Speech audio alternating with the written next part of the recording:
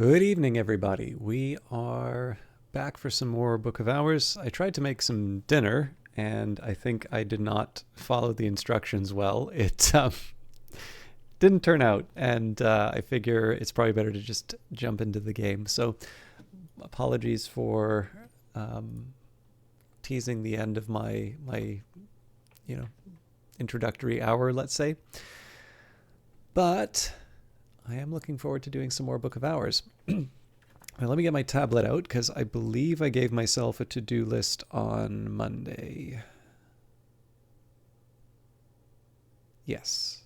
My goodness, this is actually looking nice and organized here. So I have a handful of things that I would like to get done over the course of the next few. So I've got 3 seasons worth of salons that I've worked out, and I have plans for Disciplines of the Scar, the skill that I'm going to be leveling up, and then as an outside option, excuse me, apologize. So my plan on sort of the how would I put it?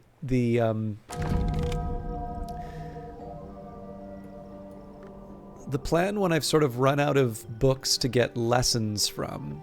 Actually, it looks like we're already reading.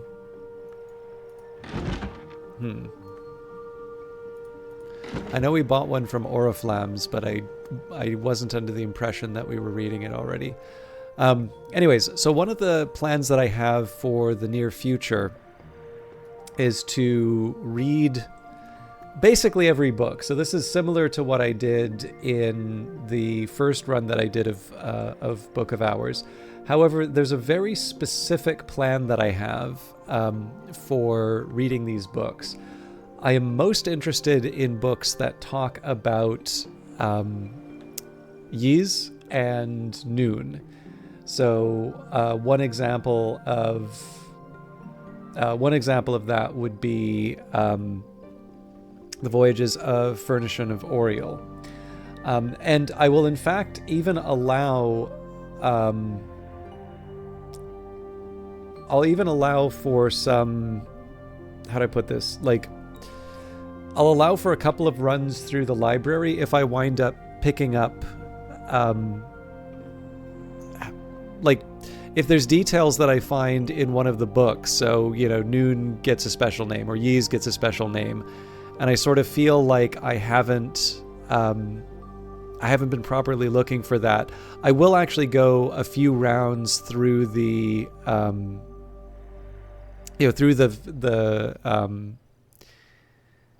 a few rounds through the books specifically to find that. If you could just give me a second here, I want to double check that I actually tweeted out the stream. I know I think for most people it's they probably find it through the Twitch alert, but let me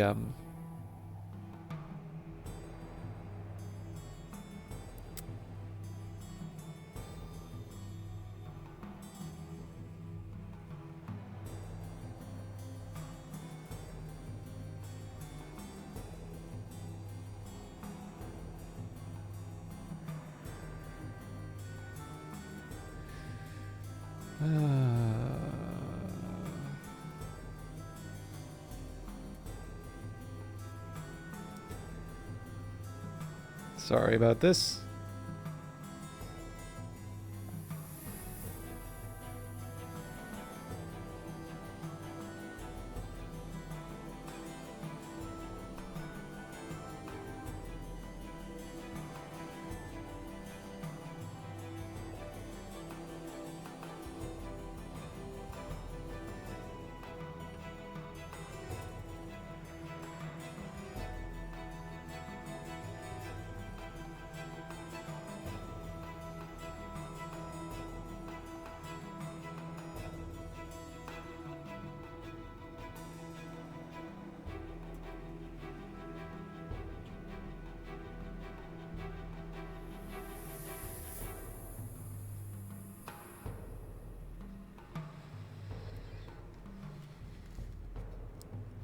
All right. So after all that, it looks like I looks like I did actually have the tweet up.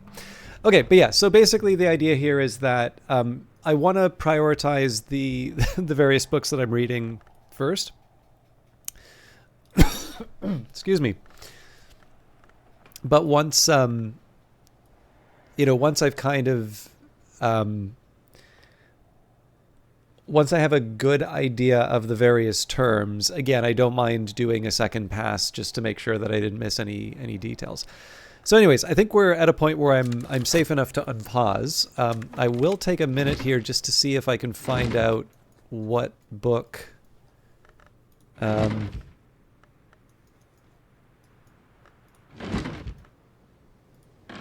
or rather if there was a book that I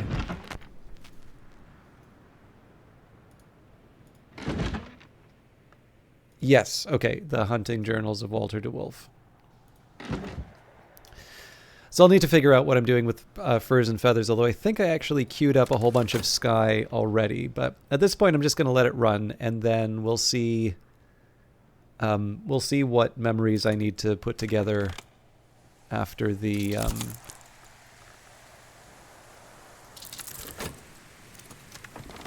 after we've settled the current batch. Okay, so looks like I'm okay with Moon for these. So I think I'm going to wind up losing this to one of the books I'm reading anyway, but...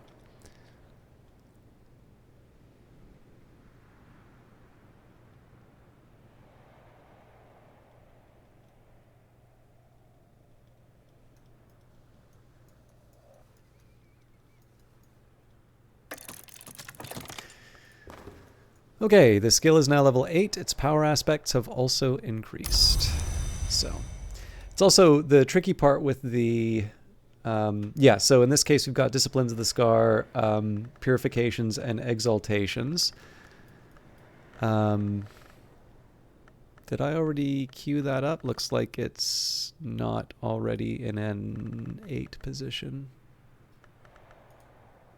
Okay, right. And then we're going to do Sickle and Eclipse and Auroral Contemplations.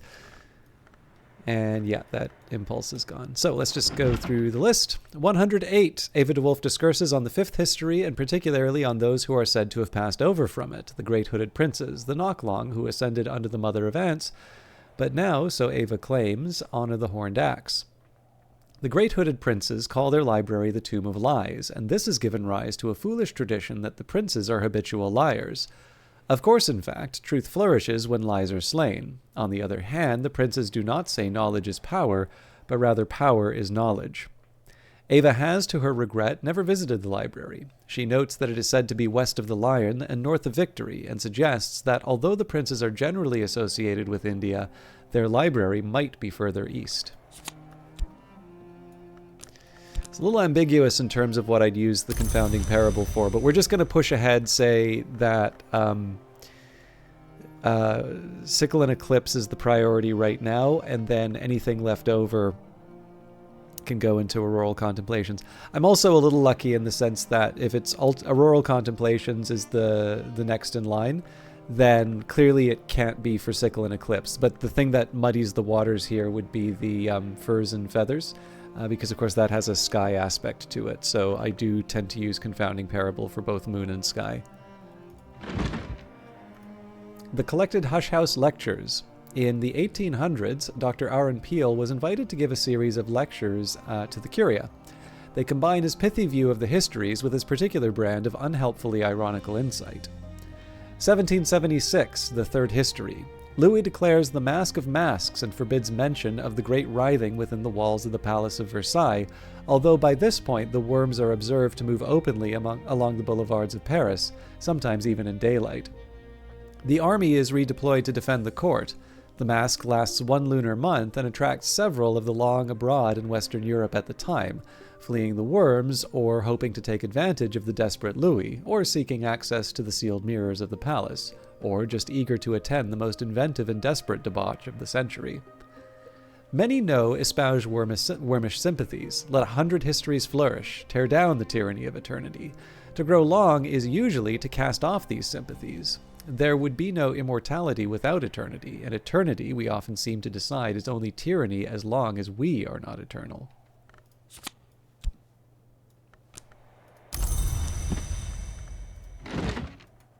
The Tantra of Worms. The entomologist Juliana Zawadzowski eventually came to insist that this text was written by insects inhabiting a human skin. She never presented evidence for her claim. There are diagrams. The diagrams are not... excuse me. The diagrams are not good to look upon. The Tantra explains various less than practical countermeasures against the worms, the serpents which are not serpents. Moth and Winter are closest to them and so understand their weaknesses, but both have their own perils. The lionsmith crushes them, but that's not recommended for mortals. The worms have always been eager to inhabit us. There are practices which make us inhospitable to them. There are diagrams. The diagrams are not good to look upon, and none of the practices they show would allow the subject to survive.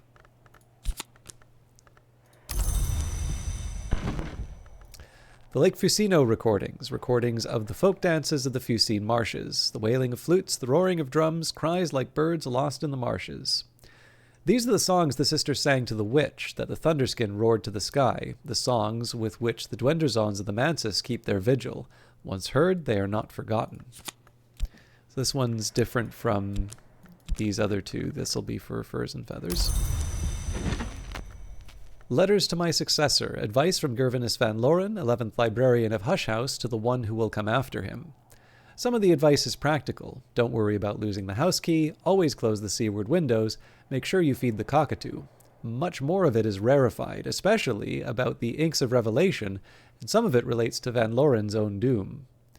When I was another, I made a foolish wager with the hooded princes to solve 7 riddles. I had not realized the riddles would be set by me for the one I would become.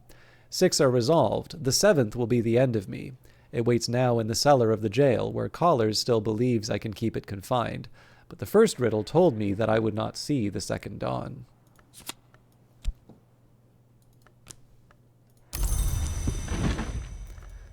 The Sky, the Soul, the grand labor of Cal, an ascetic poet writing at the court of the shadowless kings. Cal's verses are brief, obscure, and often dominated by images of violence. A star is a pinprick, but the sun is a wound. It's always possible to be deader, Cal states. The watchman goes before, none but 7 may go after. Yet surely we are born to the glory as the sparks fly upwards.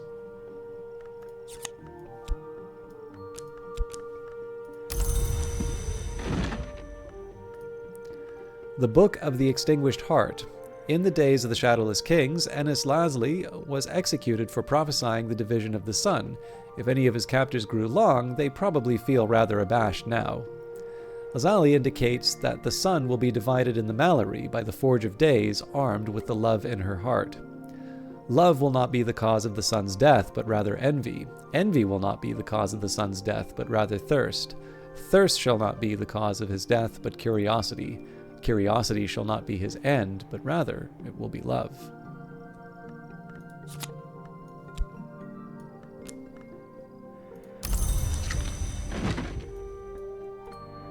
The Turquoise Hand, a calligraphic manual of Ramsund which employs as exemplar text Farid Uddin's Conference of the Birds.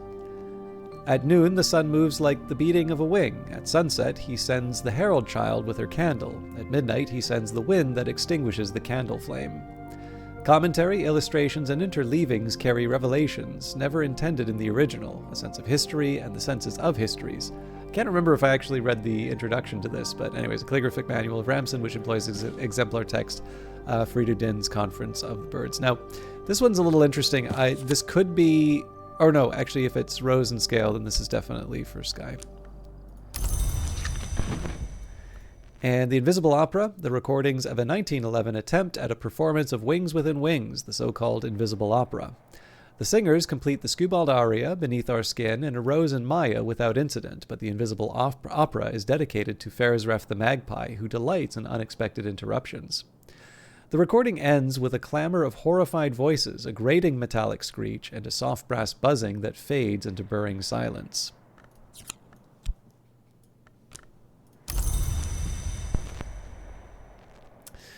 Okay, so we should be good to go for leveling up Sickle and Eclipse. Let's just see. Yep.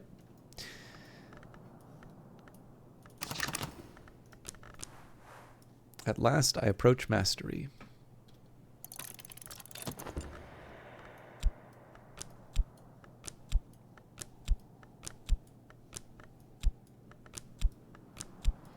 So my notes were not too bad, actually. In this case, we had what we needed for purifications, exaltations, and sickle and eclipse, and it wrote down that I had 4 of the 7 required for auroral contemplations. So this is a lantern and edge that I need first. I guess we technically haven't worked out what we want with the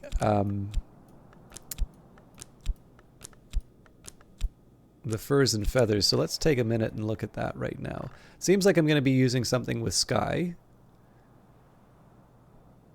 So Sights and Sensations is a candidate.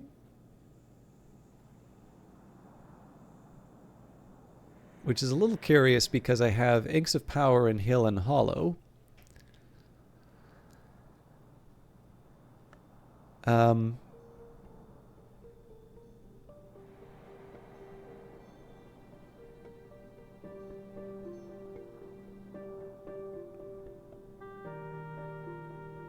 Okay.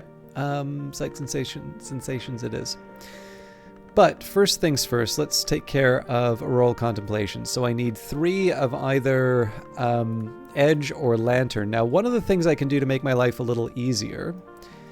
Okay, actually, first of all, where's the loss?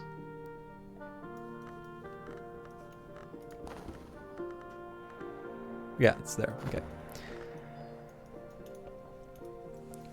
So again, I get a chance to do a little bit of cleanup. I'm trying to remember if I had any more sand kicking around in the various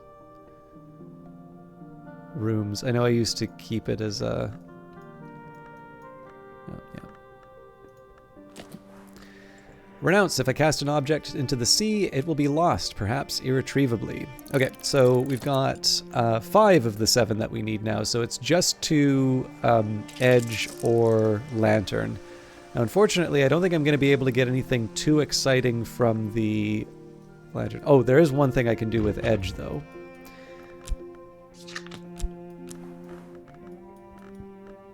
So I think if I do Disciplines of the Scar, yeah, we can do Torg's Cleansing. Purge myself of harmonious resonances, accruing some personal edge. It won't be pleasant. So that brings us up to 6 of the 7, and then at that point, it's really just a question of which of these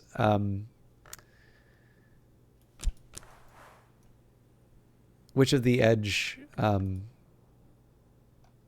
or possibly lantern, but I don't think we have any lantern texts that I can do that with. Which of these do I want to apply to my my auroral contemplations?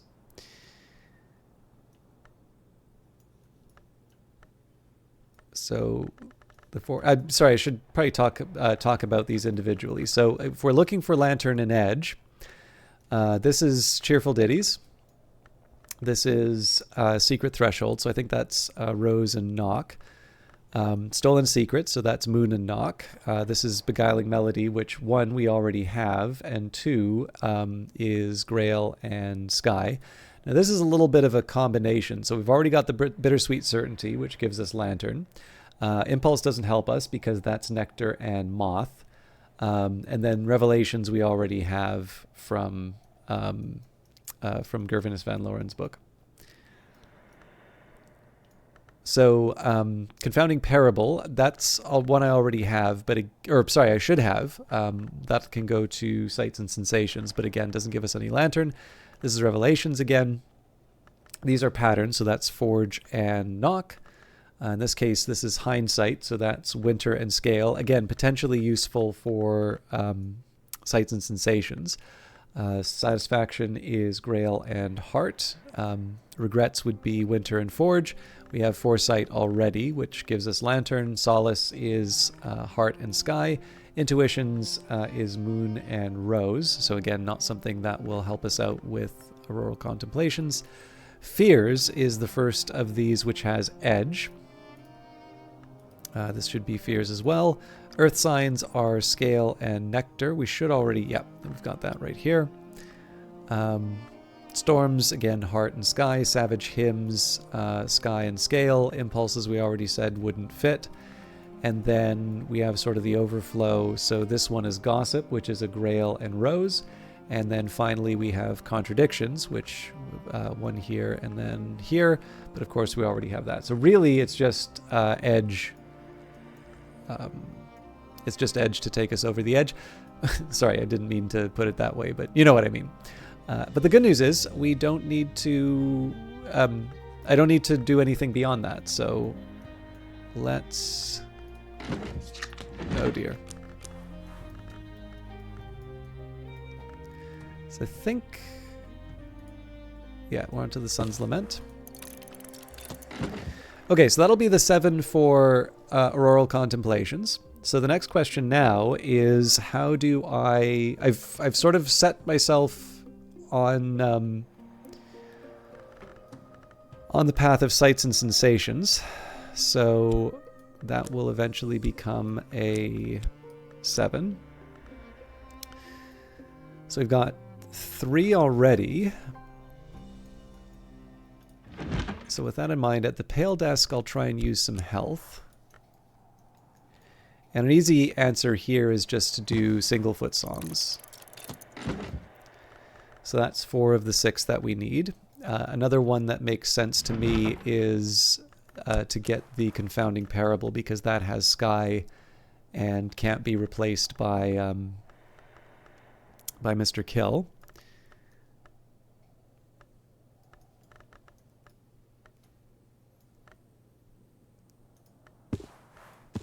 My Locksmith's Dream always keep getting... I'll keep the DeWolf books beside each other, but...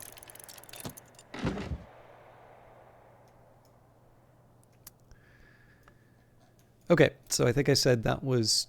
Yeah, 2... So I just need 1 more, and we are good to go with... Oh, actually, there's an easy answer that I can get out of that, which would be to play the piano again.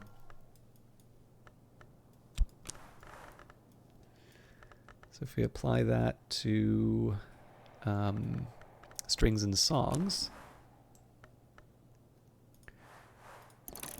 All right, so there is a reasonable question about whether or not... I mean, I don't think we're just going to get 1 out of this, so... that's got Sights and Sensations, so I suppose Hill and Hollow might be the next one that we think about. So that's a scale in Moon. Now the scale's not going to be the easiest thing for me to work with, but I also should take a minute here. So we'll set aside a Faust for... Yeah, okay. I'm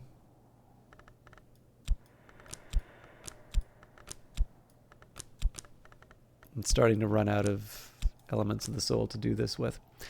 But we'll use the Faust to level up... Auroral Contemplations, and we'll use the Whist to level up level up Sights and Sensations. So Hill and Hollow can be either Trist or Health. I don't have any health left over, so I guess we'll use the Trist for that. A lot of core left over. Okay, so with that in mind, let's scour our library for anything that will get me the 6 scale and Moon that I need.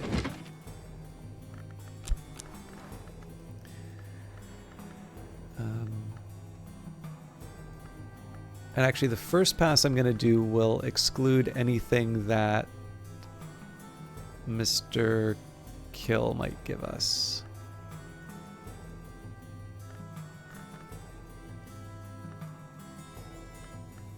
I don't think that restriction's gonna take us through to the end, though.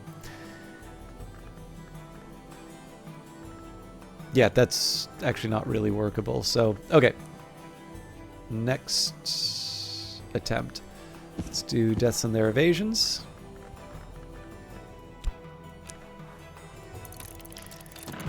So that's 1 of 6.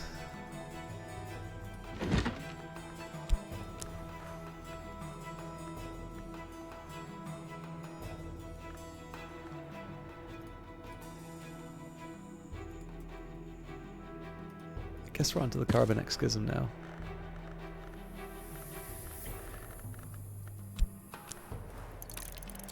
Okay, so that's 2 of 6.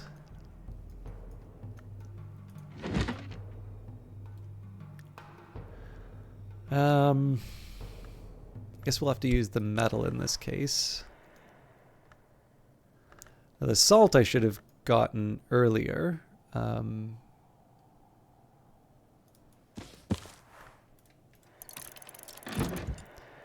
So I think that was 3. 1, 2, 3. Yes.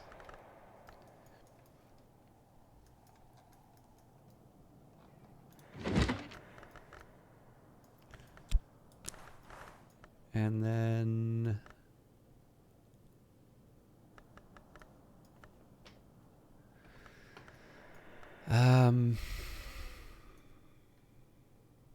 I guess it's the intuition.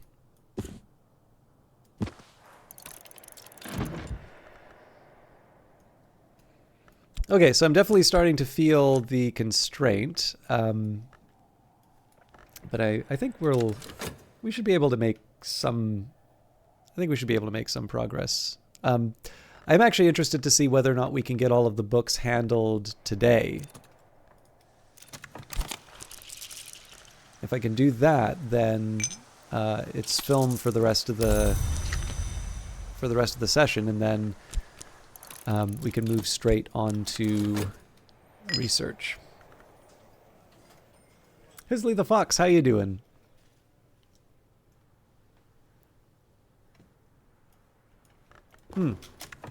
Should have talked to Mr. Kill.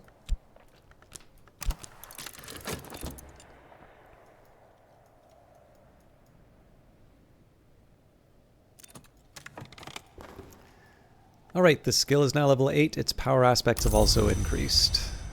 So, we're still waiting on... Trying to think if there's something I can do in 30 seconds, but I think I'll just let it run. The cold did not kill you, but insomnia might. Sorry to hear it. Yeah, the cold has definitely been pretty uncomfortable, although I've been okay. Most of the stuff that I've needed to do has not involved me going out that much. But getting to work is still a bit of an ordeal. I'll be happy when I mean we're looking at sort of negative double digits, at least as a low, for the foreseeable future. But I imagine that this is a particularly cold period, and that once we get out of that, I'll feel a little bit better. Dead men don't tell no bloody tales. Well, who'd listen?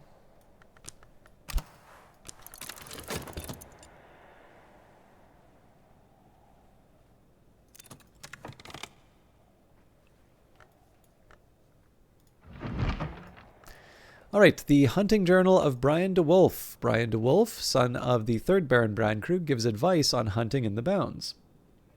It is clear from Brian's journals that he sought unorthodox trophies and put them to unorthodox uses. He was in fact, excuse me, hanged as a...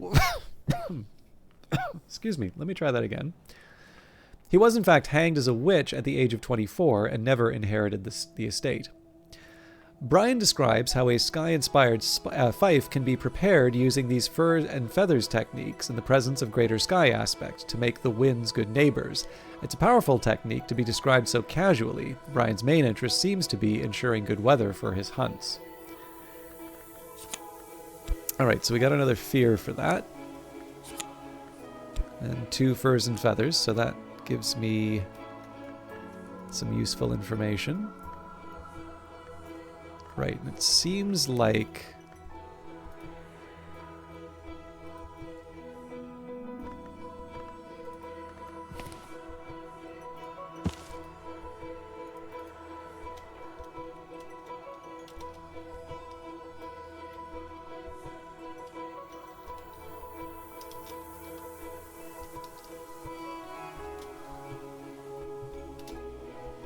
Hopefully I'll figure out FR.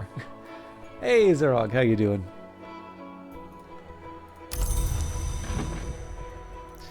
1, 2, 3, 4, 5, 6. Yeah, so we're one short. If I wanted, I could mess with the Avenue of Inquiry, or I could use the Didymos, but I don't really think it's that important that we avoid duplication.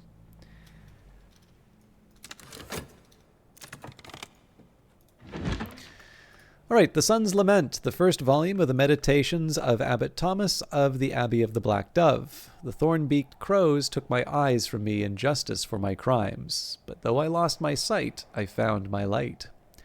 Abbot Thomas speaks of the breaking of his oaths to his sword brother Trygeave and to the Lord of Scars that he had served before he came to the abbey. He writes of the power of oath bonds and considers the means and morality of their sundering. Jamie, how you doing tonight?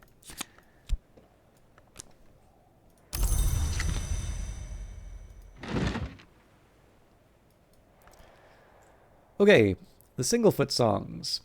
Father Stanislav John Schaller, priest and diplomat, writes of his time on the slopes of Huashan, near the Grove of Green Immortals, but never too near.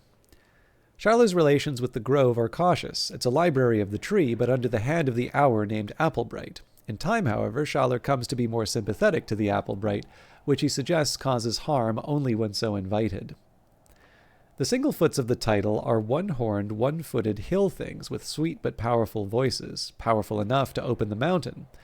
The Singlefoot sometimes trample pilgrims, sometimes heal them, sometimes coerce them to enter the mountain to become Singlefoots. Schaller explains that when he found this last becoming too tempting, he decided to return to his homeland. So that's for the Sights and Sensations. Tiberiosity, good to see you too. Thanks for stopping by. It is written, Musgrave, fourth of the De Wolf line, writes tentatively about the Covenant of Brandkrug and the legacy of the sacred inks he calls Incausta Potentialia. As the light passeth through a prism into many colors, so the great ink separateth into the lesser inks, and the lesser inks into inks minor. Musgrave coyly refuses to talk about the great inks, or else refuses to admit that he doesn't know much about them. He insists that Ugol and Stargol, which can be mixed with sufficient nectar or sky aspect, are sufficient for most befitting purposes.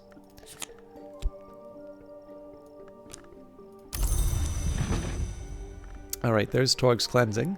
The cleansing has left my skin burning, my teeth throbbing. The corvality rumbles beneath the membranous surfaces of the waking world.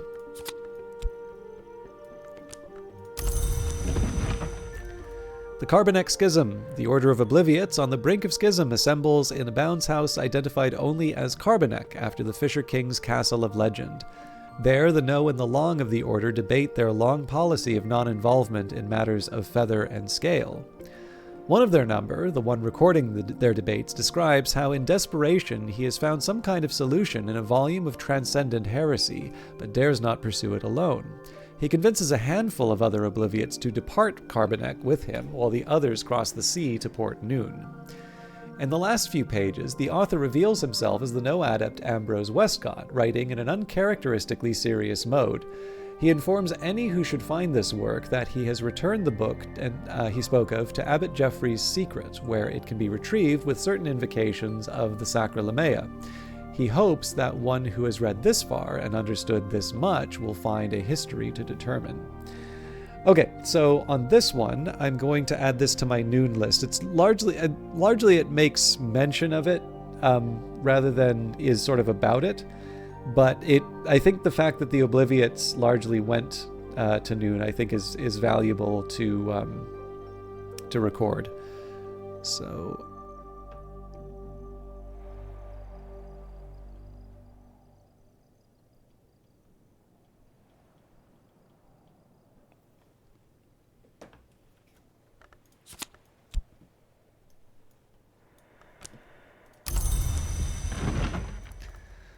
The Larkabine Codex. Christopher Larkabus claimed to have purchased 2 handwritten copies of the Codex from a family of witches on the shores of the Sea of Marmara. A third was given to the sea. The sister and witch came from the west, where they were born in 2 wombs, one a princess, one a monster. Nevertheless, they loved each other from birth and met in secret to seek union. When the great drought came, the kings of that land tried to sacrifice the princess and the witch, so they sailed across the sea. When despair took them, they flung themselves into the drowning waters, and so found the Painted River, where they entered the Mansus through the offices of the Red Grail. Nevertheless, the codex ends with a condemnation of the Grail.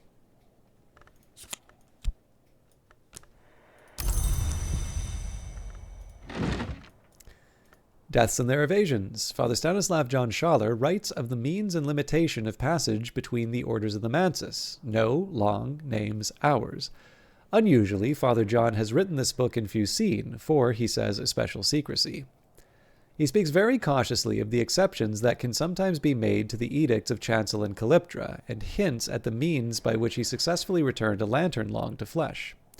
Schaller mentions most cautiously of all that he has been permitted to see a book that speaks more deeply on the matter, but that it was surrendered into the shadow of a covenant stone of the Watchman's Tree. It can be retrieved if the 99th wink is reserved under the edict's liminal.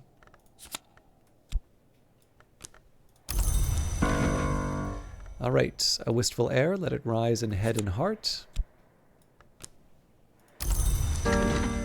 And finally, the Concursum Diaries, the diaries of the explorer and murderer Lars Westergren. He's unhelpfully translated them into Frisian for privacy.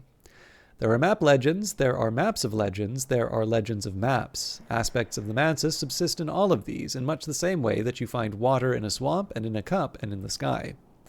Westergren describes a series of expeditions into the Mansus. He focuses on the details of the experience, the colors, the vistas, the textures, rather than the practicalities. He does warn that the Mansus changes each year, though he assures the reader that the doors have been the same. Doors may close, but they never disappear, at least not while there have been mortals in the Mansus. We're like mice. Okay. So first things first, let's deal with the Auroral Contemplations. I've been right-clicking lately just because I kind of want to zip through these. Normally, I noticed... So, one drawback about broadcasting is always if you don't play it the way that other people play it, then of course you're playing it wrong and they'll let you know. But my usual rule, and this has been true since even when I was streaming stuff like Stellaris, my general feeling is that I never know who's going to be learning the game based off of the stream. And, you know, honestly, not everybody's going to come in and announce themselves as somebody who is trying to learn about the game, for instance. So my usual feeling has been, where I can, if it doesn't interrupt the flow of the stream too much, to take the time and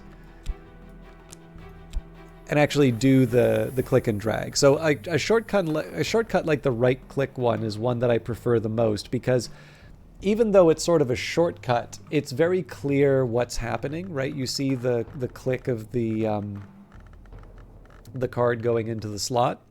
Whereas if you're playing, if you're playing a game and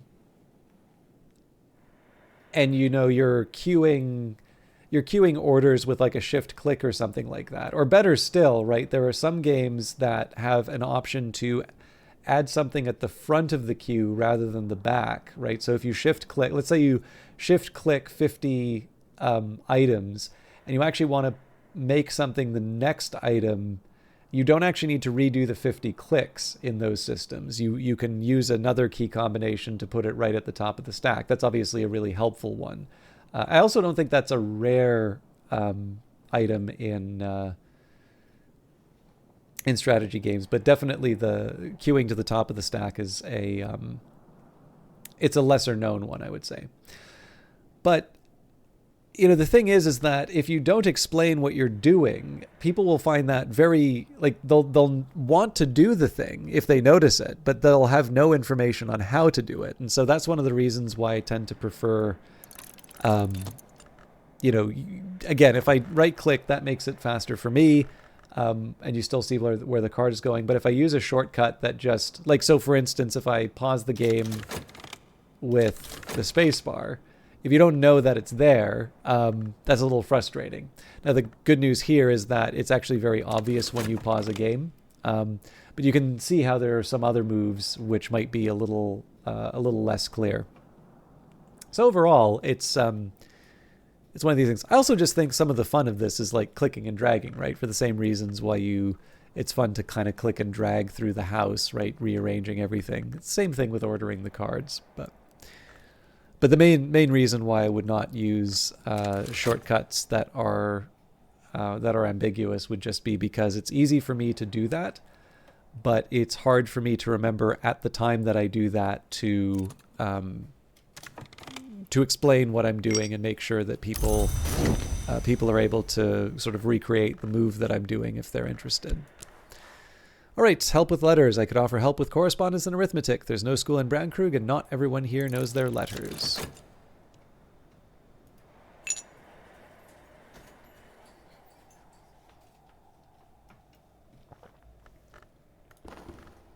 All right, more fear. That will actually help us with our use of furs and feathers. So let's work this out. We needed 6 for sights and sensations. Oh yeah, actually, I'm being an idiot. I didn't queue up any memories to work with. So let's get the 6 for our sights and sensations first. So 1, 2. This one could actually apply elsewhere. So 2, 3, 4, 5.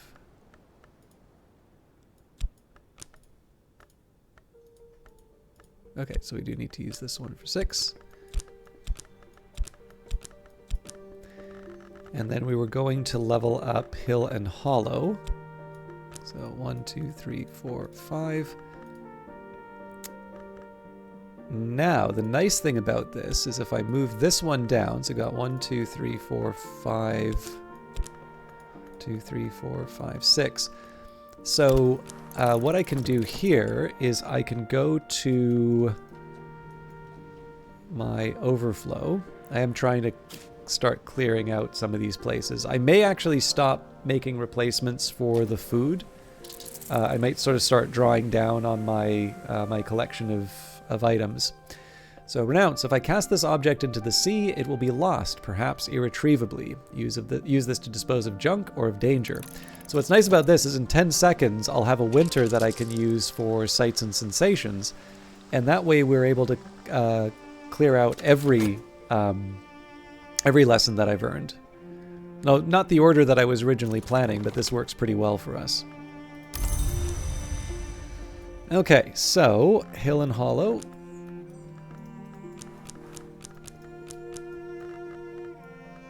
And I think the tryst will do here. When I thought I'd understood, I'd only begun.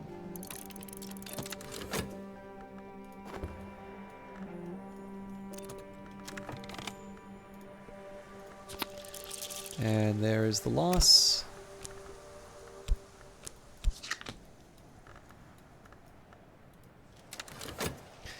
So I have a bunch of elements of the soul that I don't actually have any use for right now. I should probably take a minute to think about what I want to use them for. But let's collect what I need first. There's a small temptation to start looking at the films, but I'd actually prefer to start that the next day. They shouldn't give us too much in terms of memories. Yeah, so I'd expect 2 of each.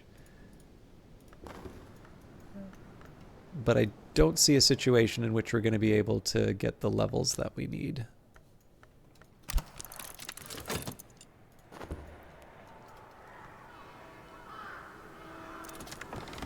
All right. Our last book for now, at least. Or the result from our last book, more precisely.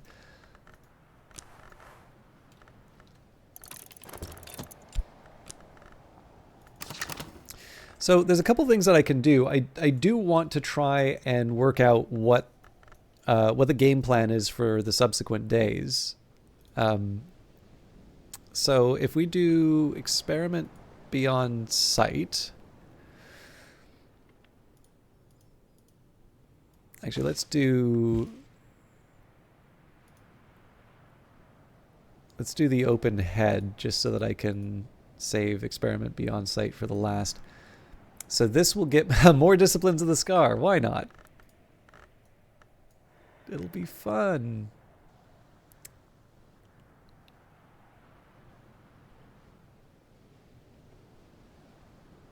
Okay, so it looks like Inks of Revelation. I kind of want to put a lower priority on the inks, actually. So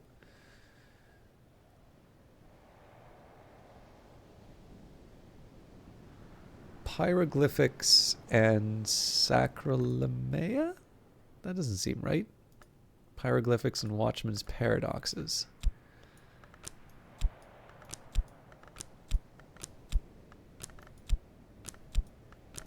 The logic behind putting less into the inks is just they're not bad, but the challenge is that the main advantage that I have from the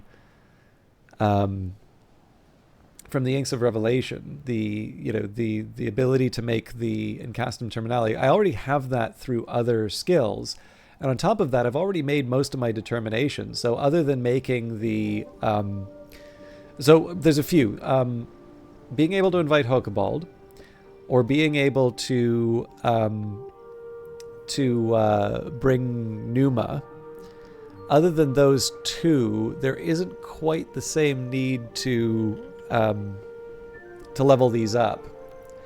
Especially, at level 7, right? It doesn't take that much. In this case, it's just a simple Faust to be able to get us up to 10. Moth might be a little bit more of a challenge. That would have to be a Trist and something else. But other than the top level items, we really get everything that we need from the inks already. But what I was most interested in was I want to see if there's a Newman that I can prep. Something with Lantern, Forge, or Sky. Lantern is the safest bet, so I think I'm going to go for that. Sun's Weakness, Paths of the Sun. I think Paths of the Sun might be a slightly more interesting one. I don't think I've read that recently.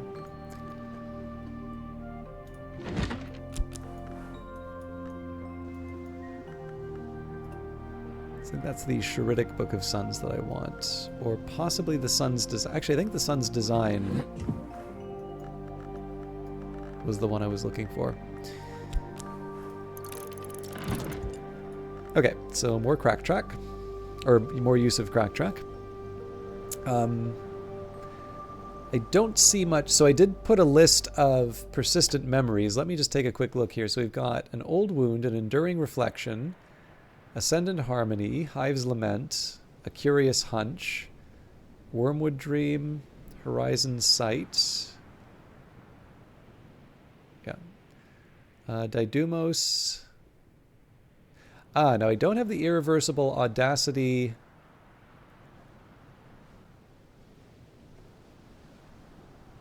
Yeah, so the Invincible Audacity. But I actually also think that one I probably can't get done tonight. Okay, so let's not worry about pursuing memories for now. Let's say...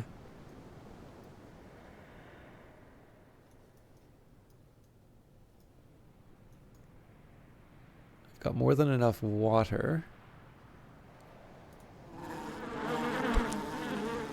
So I'll try the Beehive. Honey or beeswax if I'm careful. Seeing as we're in summer, I should be able to get a bunch of vegetables now.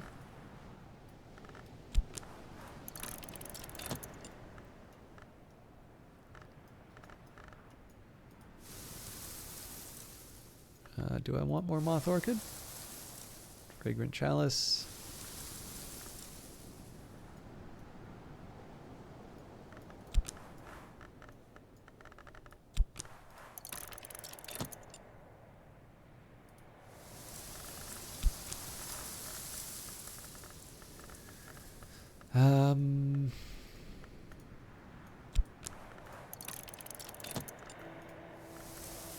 Right, so that's the gardening.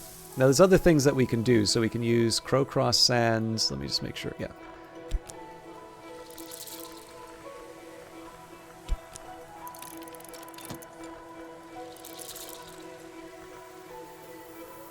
Walk on the Moor, we can use the Fete. Probably should be a little more reluctant to use those high-level ones in case I wind up having other uses for the leftovers. I believe we can use a Faust with the Gull Colony.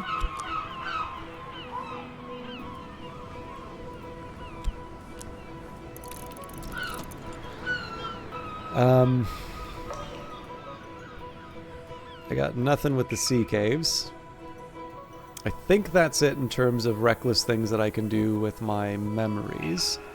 So perhaps the last couple of steps, we'll take the shaft and glass blowing and vessel crafting. We'll make an amethyst ampule with that. For the Arab,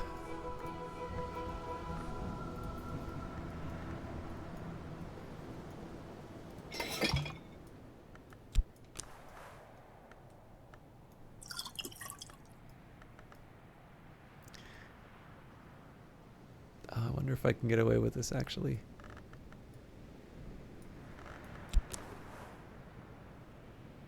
Oh no, that's interesting. For some reason I thought quenchings and quellings pushed that through.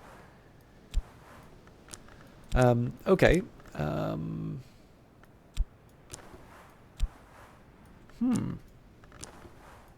Looks like I haven't been investigating too far in terms of what gets me...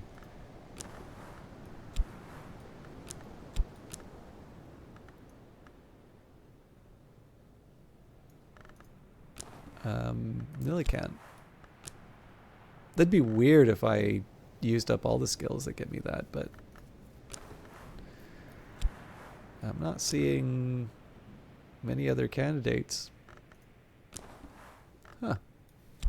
I learned something. Yep, it's all year tallies. Okay, lesson learned.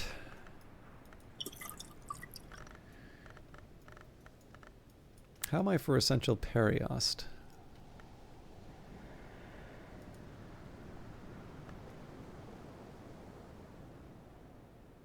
You know what? It's a little silly, but I think I'm just going to make an Eigengrau. Or I could have made a Solomon's Preparation, now that I think of it. Okay, the metal.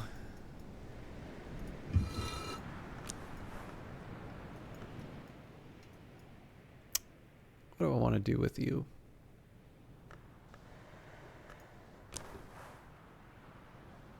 Yeah, we can probably find a leaf to throw in here. Maybe not at this location, but if I take the cooking range...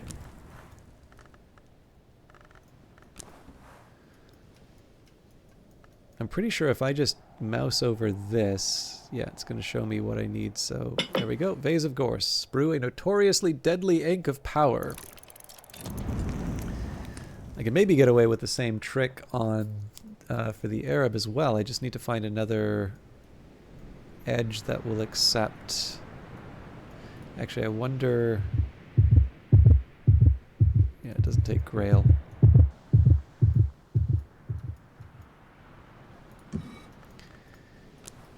So if I were to try and get clever with this... Alright, so that's not a good path. But I am curious if there might be a workbench that I can... not directly. So then the next question is, can I sneak it in with... Actually, you know, I don't think I need to be that clever about it. So I wonder, once upon a time, some of the plants counted as fuel. Or, unfortunately, I don't think... Yeah, we're not going to get what we need. Okay, well maybe let's take this in another direction, and we'll make a simple witching to Sane.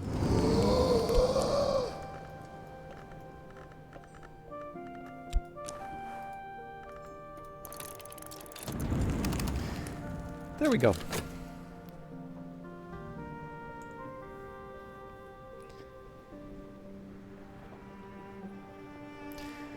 So yeah, I mean, this is really more sort of busy work.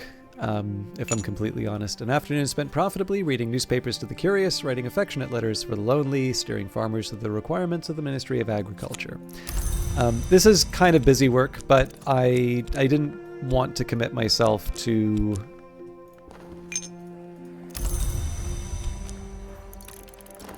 to starting the next skill. All right, the skill is now level 7. Its power aspects have also increased. So obviously got a few holes in our collection. What I might do is just make sure I relocate the... So the kind of quasi-random system that I've got in place is that when I have, something that I can level up with a given skill, I'm just going to put this all on the bridge. So the surface of the substance is difficult to resolve, almost as if it weren't there at all. The sun's design, a scorched slab of black corundum, minutely scratched on every side with intricate ideoglyphs. In the city of Emesa, beneath the Church of the Holy Belt, in a sarcophagus of black corundum, Elagabalus lies, accursed of Janus, neither long nor mortal, neither man nor woman, neither a liar nor a speaker of truth, neither real nor imagined. On his light suffused skin is made manifest the sun and splendor's grand design. Elagabalus is the source of one half of this text. The source of the other half is obscure, but its power is evident. It is impossible to be certain if the sun really planned for us to enter eternity. It is impossible to be sure if the Grail, the Vagabond, and the Forge stole this birthright from us or saved us from it. But there is a great secret here. So the paths of the sun has charted his paths beyond walls and woods and bounds. When the sun lights our way, when we are ready, all of us will enter eternity, at least in the right history.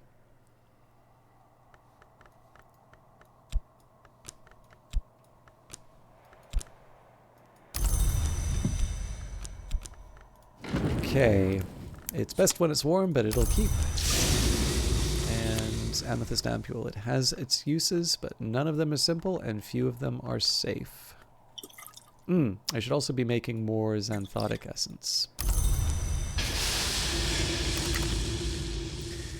Okay, so the plan, or I guess I should wait for these other things to finish off.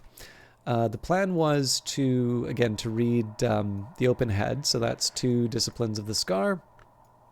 So that's Lantern and Edge, so I believe that was this batch here. So Pyroglyphics and Watchman's Paradoxes. Excuse me. Foresight would be the most logical for me to... Oh, lovely! I think if this is the one if you're referring to the one that I was just looking at, I believe that was my Twiceborn ending. All right, now that night has fallen, I can rest and perhaps dream on the day's doings.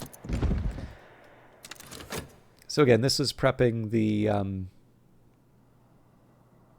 for the next day's work.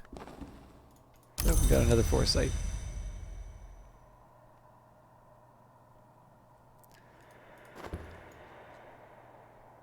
I'm pretty optimistic about our chances of being able to get the get all the films watched before summer's over.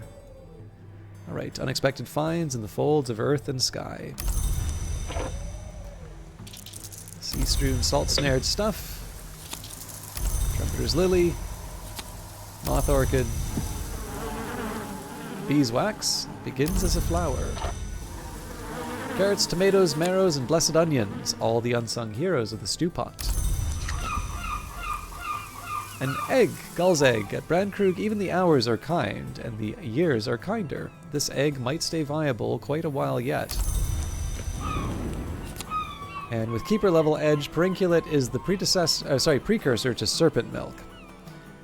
So that I'm gonna set aside. Perinculate's a bit special for me here. Okay, so I think I've queued everything up. I don't think there's any more surprises waiting for us. So if you don't mind, it is the 1 hour mark, and I could actually use a refill of my tea. My lips are feeling quite chapped, and I realize that tea is not the solution to that, but it at least makes me feel a little bit better. I also want to get a slightly better at taking my breaks. So if you don't mind, I know this has been a little bit of a warm-up. I mean, as far as I'm concerned, I'm very happy that I that I've gotten to this point where we're finished the books and we're moving on to the films. But again, if you don't necessarily feel like leveling this stuff up is progress, then this has been a bit tedious. But yeah, the plan for tomorrow is to go as far as we can through the 3 remaining films, level up the skills accordingly, and then from there, while we wait for the next season, I will be reading all of the books in the library, specifically with a mind to looking for mentions of Noon and Ys. But all of that will be handled in after the break. So if you have been here since the start, it's time you try to sleep again, have a good break, and fun for the rest of the stream. Thank you for hanging out, Hisley. Best of luck getting the sleep that you need. And for the rest of you, now would be a good time to maybe get up, have a stretch, maybe get a drink of water, or otherwise take care of yourself. And I will be back hopefully soon. I do need to put some more water in the kettle, though, so enjoy a long, leisurely stretch, let's say. All right, I'll see you all in a bit.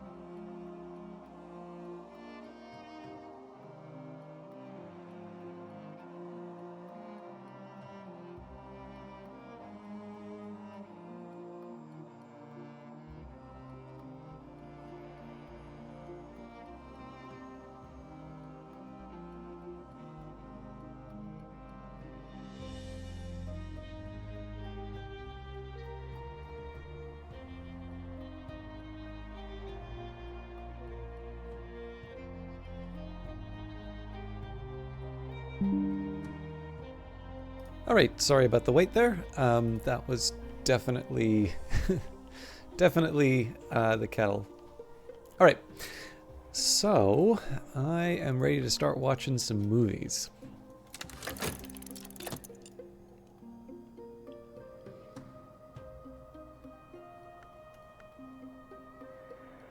I'm trying to think if there's any other ways that I can prep for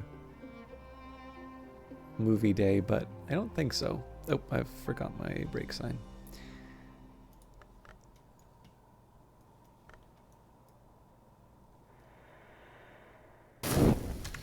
Memories fade, assistance departs, but the soul is refreshed. Okay, so I don't see any situation in which I will want to... I don't see any situation where I'm going to need to wait for the weather. We'll just, read as many books as we can in line with the memories that we need. I'll still bring in Mr. Kill. That seems to be a sensible move.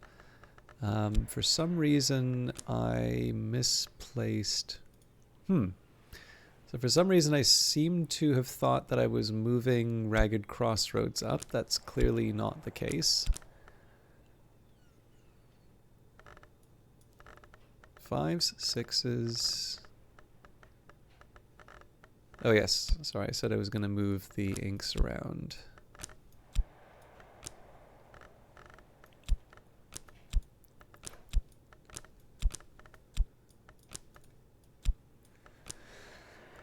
Okay, so 5s, 6s, 7s, so Inks of Revelation should go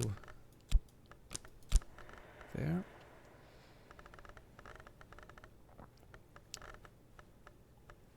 Eights. And then our 9s. Okay. So we'll bring in Mr. Kill as usual. Mr. Kill always enjoys a chance to catch up with me. If you don't choose a topic, Mr. Kill will offer help as a friend. We'll also go to the Sweet Bones. I could offer help with correspondence and arithmetic. There's no school in Brandkrug, and not everyone here knows their letters. So one of the things I want to do here, I'm going to prep some water. And I'll use that to restore the whist. Okay.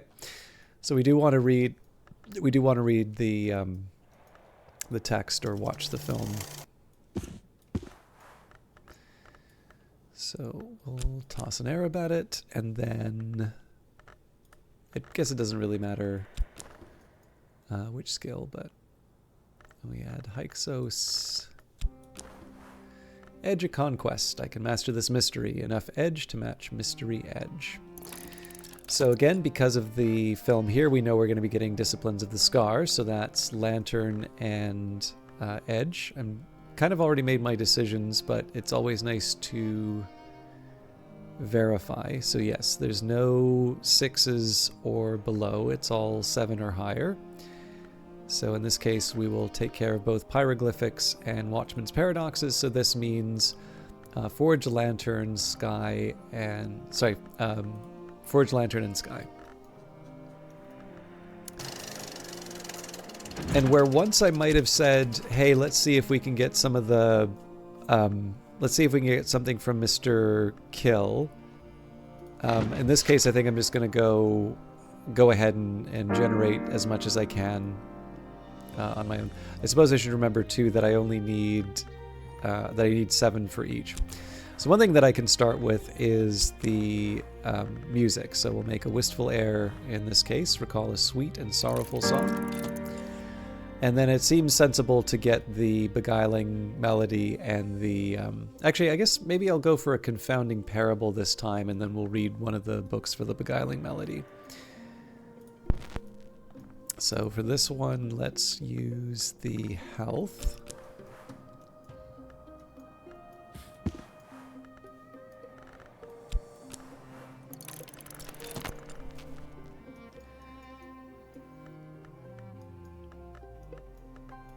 And then for the phonograph, we'll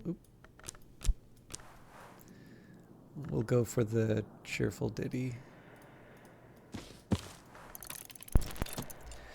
We really only have 3 options for cheerful ditties, and then of course, the generation using our using our skills. So not too much variety there, but okay. So let's focus at the well, I guess I'm already getting some sky, so maybe let's focus on the Watchman's Paradoxes first, which is sky and lantern. So we have... I'll do all the music first, I think. So we'll do The Wind's Ruin just because we read the Sun's Lament recently. And then we'll also get the Unhatched Hymns. So unless I'm completely losing it, that should be four memories already. After that, we will use the Shapt at Natan's desk. And again, we're looking for lantern and sky here. So 4, 5.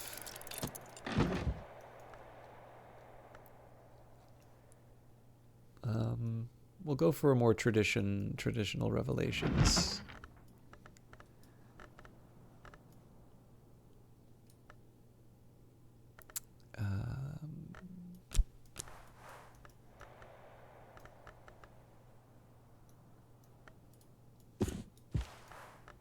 Six.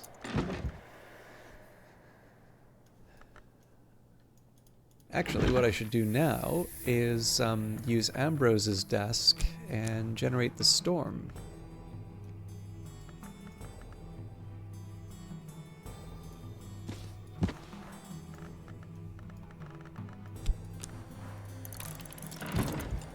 So I'm just going to double check this. I've got, if I'm looking to make sure that I have 7 for Watchman's Paradoxes. So 1, 2, 3, 4, 5, 6, 7. Okay.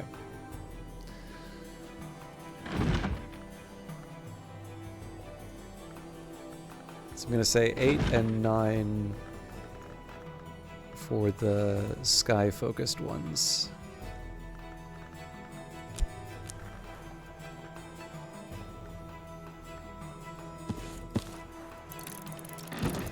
I think that's it for sky, though. Okay, so with that in mind, I've now got 1 lantern, 2 lanterns with the Bittersweet Certainty. So that's 2 of 7. So now I focus on the Forge and the Forge and Lantern.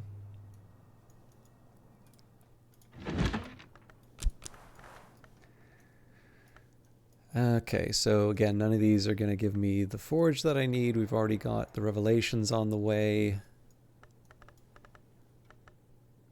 Patterns will help.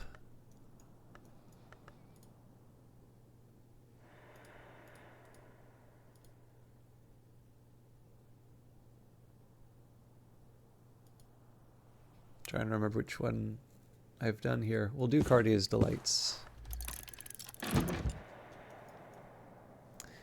And then Collar's Desk is the last one that we can work with for now. Maybe I'll use the Tryst in this case. And I guess...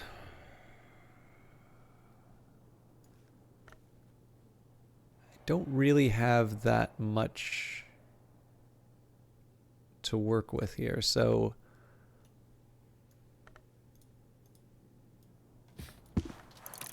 I'll get the Regret. Alright, Dream on a Memory. I've carried a memory like a flambeau safe through the mazes of night. This will complete once dawn has come. Okay, we've got our first water. Oh yes, there was one other thing that I wanted to do. I can take a look at a painting. I'm going to try and move left to right for paintings.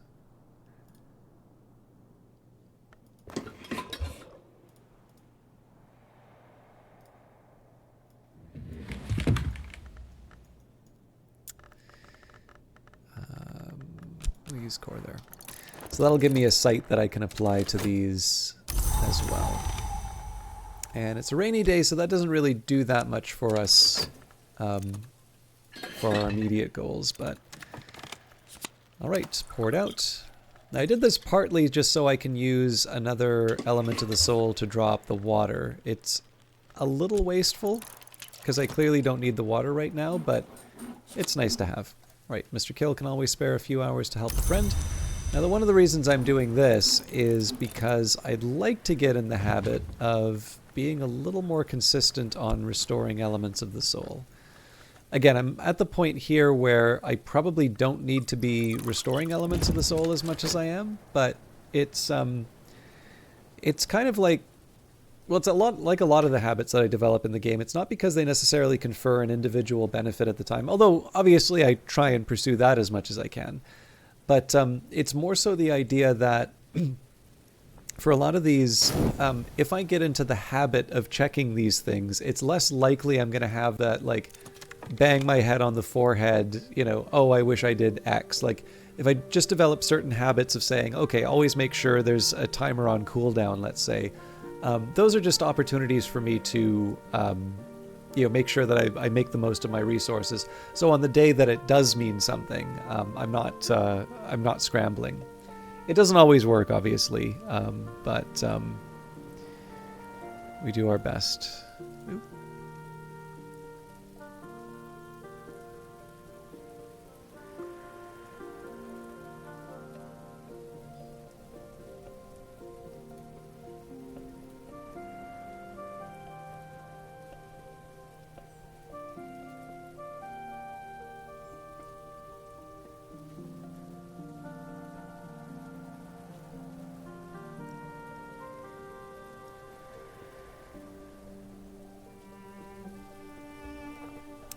Alright, sorry, wound up a little distracted.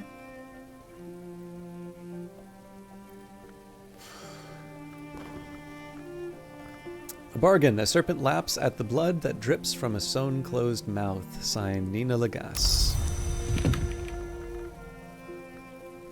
So I don't think I have that much to do with the consider verb right now.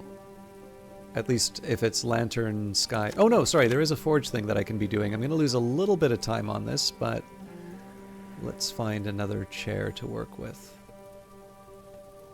Sure, the comfortable garden chair will do the trick.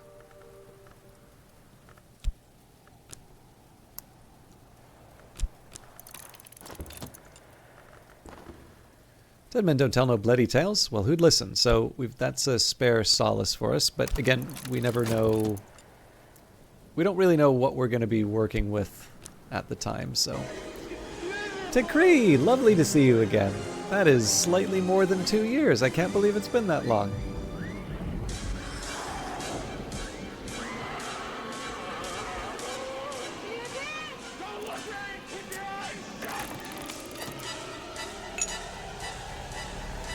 An afternoon spent profitably reading newspapers to the curious, writing affectionate letters for the lonely, steering farmers through the requirements of the Ministry of Agriculture. How have you been, first of all? I think I might even owe you a Happy New Year. But if also, I'm a little curious because I know you've been playing some Book of Hours, and I think you've played since House of Light has come out, but have you had a chance to do any salons, and how is your playthrough going if you are going through it? Tuppence will buy me a hearty meal and a quiet place where I can rest and gather my thoughts.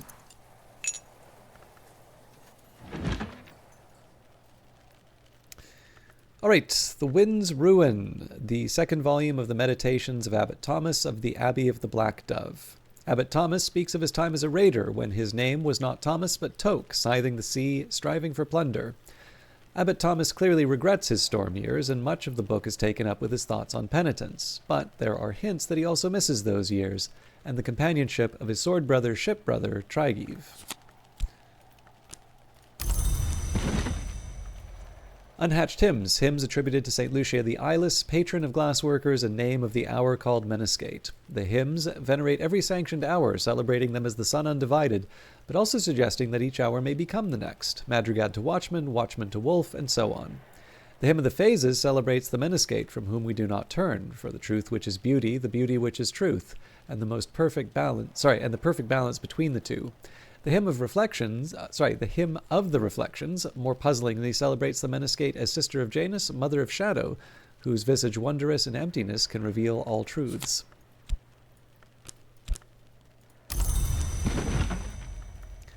Glimmerings, an anonymous prison diary written by a dreamer convicted of oniric irresponsibility and confined to the Kukurbit. The prisoner is plainly terrified and bewildered by their situation and has been unable to wrangle a coherent explanation out of anyone, but the dreams keep coming and they keep writing them down. Snow, broken mirrors, half-heard sky music, flowers of white, red, and black, a blood-streaked winter dawn, the most notorious signifiers of oniric risk, fantastically vivid and detailed. No wonder they were locked up. Their final recorded dream is of a worm jewel beneath Brandkrug Isle, which they open with a key carved from their fingerbone. You haven't gotten into that much. Unfortunately, you've got a silly little project that you've been devoting time to when you don't have a commission, but I've been loving your playthroughs. Well, thank you very much, Thakri. It's obviously, particularly from you, who I originally know from as a viewer, it's always very gratifying to know that they're still rewarding for people. But I will confess, I'm curious about your impressions of some of the encounters in the salons, and that's just because I know the way that I've been doing things lately has had me concentrate on a subset of characters, and I happen to know there's a few interactions that I don't think you've seen yet that you will like a lot. So, of course, I can naturally try and move the playthrough towards those, but I think the thing I like the most is when people are playing their own playthroughs, they're going to have their own impressions of people, right? Just the same way that, people can know the same individual and come away with very different perspectives on them. And so it's always a little fun to see people's thoughts on. Excuse me. It's always fun to see people's thoughts on how things turn out. But as always, very, very good to see you. Opening the Sky, an unusual recording of Vero's Opening the Sky, composed for the coronation of the new king, Henry IX. The record bears the suppression stamp, Expunge. The first movement is soft, autumnal. The second, unsettling, febrile. The third is bright, soaring, rapturous. The fourth movement is glassy, slithering, a tintinnabulous icicle rattle. The fifth returns to the theme of the third, bright and rapturous once again, but this is a choral movement. It becomes apparent, though, that these are much, much too pure and high to be human voices. They recall birdsong, they recall the sweep of the windswept sky, blue turning black at the edge of the higher heaven, and they wrench the heart in a direction the Bureau does not permit. Do you have a favorite character or a favorite interaction out of them, out of curiosity? I obviously have a few thoughts for myself, but Those Who Do Not Sleep, the mystic Broadnax discusses the origins of the Sister and Witch and of the Thunderskin. The Sister and Witch were born in two wombs, one poor, one rich, across the sea. The Sister was stronger in the aspect of heart, and so their survival was assured. The Witch was stronger in the aspect of Grail, and so they were not satisfied. When the Sister and Witch came west, the Red Grail permitted their ascension, but then grew jealous of their power. It lured a great musician into the ranks of its names and caused him to be reborn from blood as a heart hour so that the Grail might maintain dominion there, but its victory is not assured.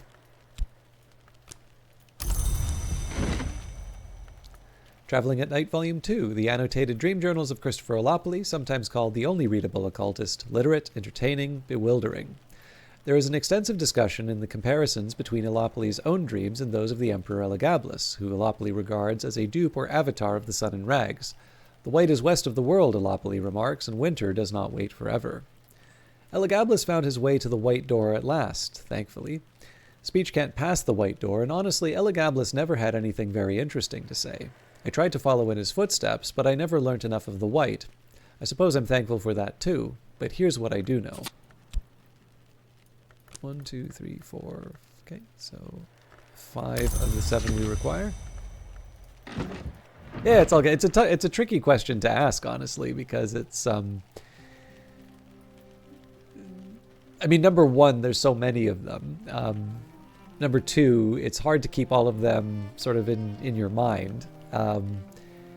And I mean, again, for me, because I have such a narrow subset of characters that I've been interacting with and I'm interested in, that there's, I kind of feel a slight bias. Although I definitely have some interactions that I want to force. So, for instance, I've not invited Reverend Timothy to the salon yet, but I do want to make sure that Reverend Timothy is the first salon where I invite Hokabald will be the first one where I have Reverend Timothy.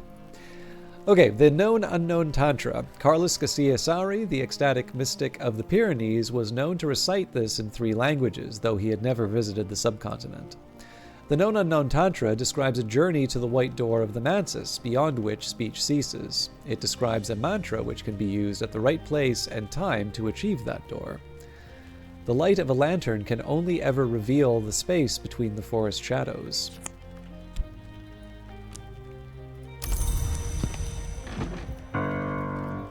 Wistful air, let it rise in head and heart.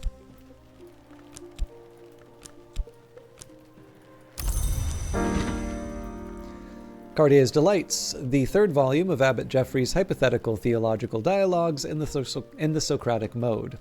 If Janus were an hour, Cardia might be counted among his names, but the world has never turned in such a manner, and so she is not. Geoffrey discusses the living signs, signs which change their shape and whose flexibility is part of what makes it identifiable. He gives as one example the paradox of the hinge and draws comparisons with the names called twins, who would be considered hours beyond the church. He hints that the amethyst vessel, which can be sanctified by, at the amethyst vessel, which can be sanctified by the great signs in the presence of Nock.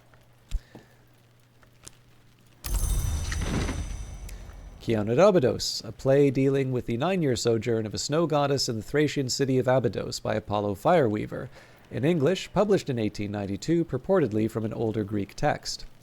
The entity called Kion arrives in a blizzard and demands that the city gates are barred. As Abydos falls under her spell, the dead return, but do not speak.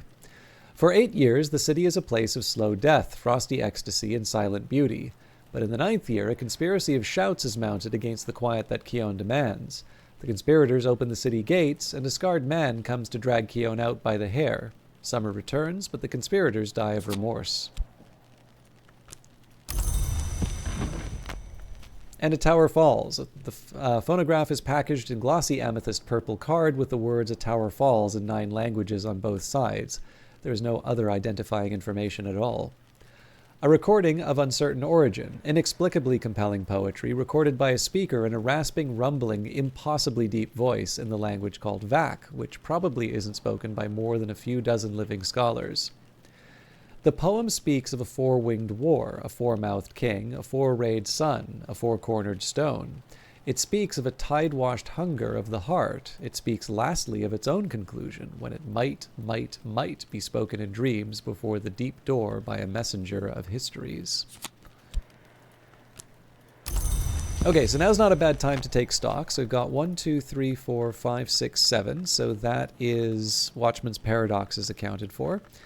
And here we have 1, 2, 3, 4, 5, 6. And of course with that, we can take Paths of the Sun for 7. So at this point, we are really just waiting for the open head to finish, and then we go straight into leveling everything up. So we can get a head start on Experiment Beyond Sight, which is Edicts Inviolable. So obviously I'm going to have a bunch of memories already in the queue, so I don't want to overwrite these, but we can at least prepare for the Moon and Heart. So under Moon, it looks like we've got snow stories to work with. Oh, both putrefactions and calcinations. Okay, so both of these are Moon and Winter for me to work with. So that's Edicts Inviolable accounted for. So I suppose at this point, let's try and get as much Moon and Winter as we can get our hands on.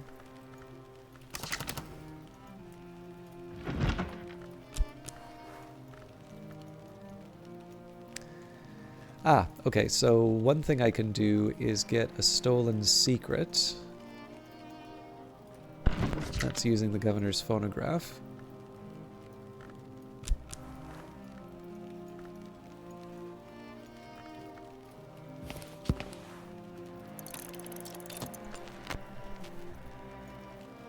But I don't think the phonographs help me beyond that.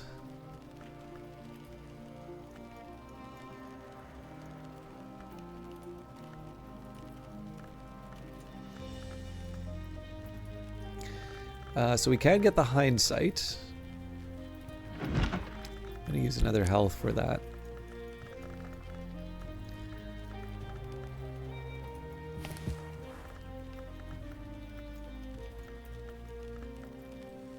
I think this is the one I was on. Oh no, I did the Carbonex schism, so... World does not weep.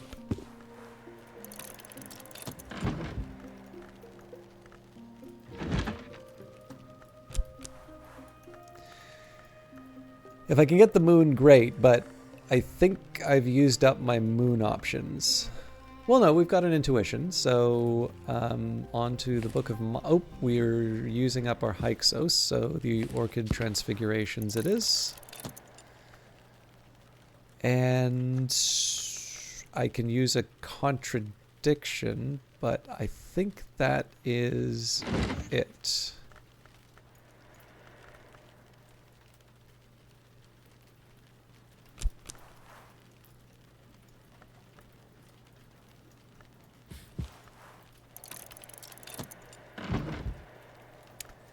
So I think I kind of just need to wait it out at this point. And then, of course, I'm sure we'll have a result from the open head.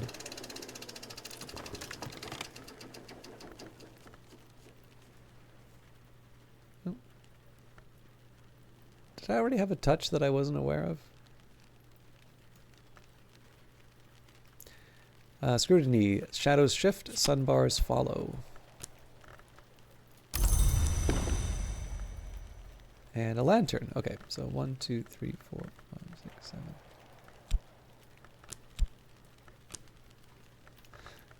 We'll still keep talking with Mr. Kill. Again, it's only... We really practically only have 3 more chats that can affect this batch.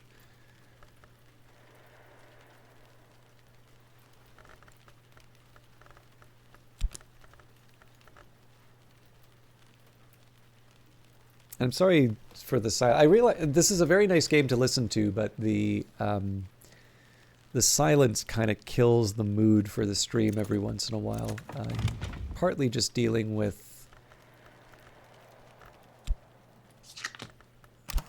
I don't want to... So basically, I just want to make sure I have something to say. So in some cases, I don't quite feel... I don't necessarily feel that the playthrough is enhanced, let's say, by chatter during the wait. Sometimes it's nice to have a little bit of a break, but I never want it to be too, too dead. A quick nap in a warm bed with something comforting to drink while the winds chase the clouds and the clouds chase the sun. Okay, an intuition. All right, so that's going to wind up replaced, but happy enough to work with it. And we have a little water splashes on the stones of the well to nourish the mosses there. So that's my replacement water.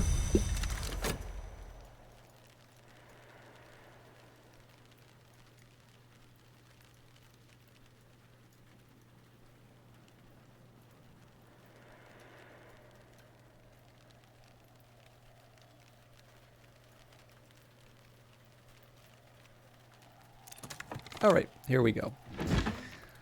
The world does not weep. Brown Joshua found this in a well in Hamath. There's an unlikely story that it was abandoned by Alexander during his retreat from Issus. The unknown adept who wrote this proclaims, "The world forgets, but the ivory dove does not." The text contains a number of prescriptions for ensuring that certain acts are remembered, including a rite which requires a sacrifice in a particularly monstrous mode.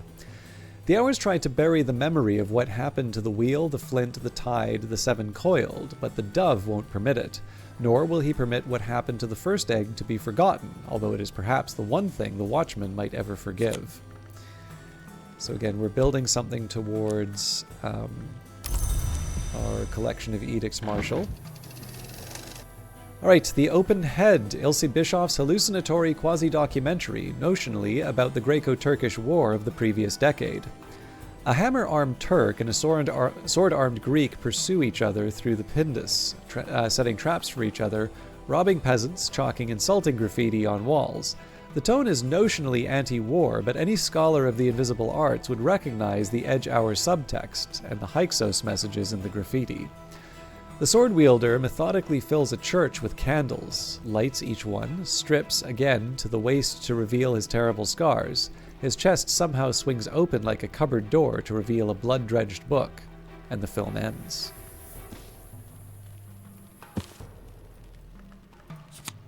So there are our disciplines of the scar. And this gives us yet another revelation.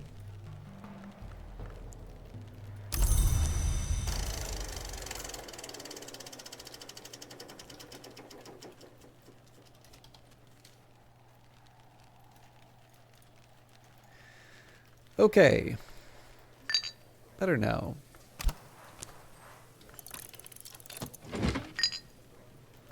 The Orchid Transfigurations, A Feast, a compilation of quasi-Rosicrucian allegories, supposedly by Robert Flood. This is in the original Latin.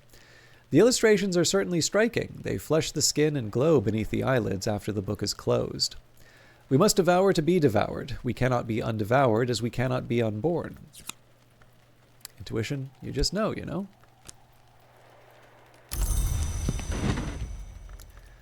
Those indignities perpetrated by the deceitful fraternity of Obliviates. It's not clear whether CROD, who is identified only by his initials, was in fact an initiate of the Obliviate Order of Immortal Adepts. He wrote in the 16th century after the order, if he is to be believed, had passed the height of its power. 58. That they did claim inheritance of the traditions of the House of Leith, but that they have disregarded both its most sacred and most convenient ceremonies where they are not found convenient. 59. 71. The Glassfinger toxin is no mere assassin's convenient for the Oblividiots to confine to the disposal of their enemies. It has higher uses. Certainly it is a great matter of winter, but I have already outlined the technique by which it may be fitted for its ultimate destiny.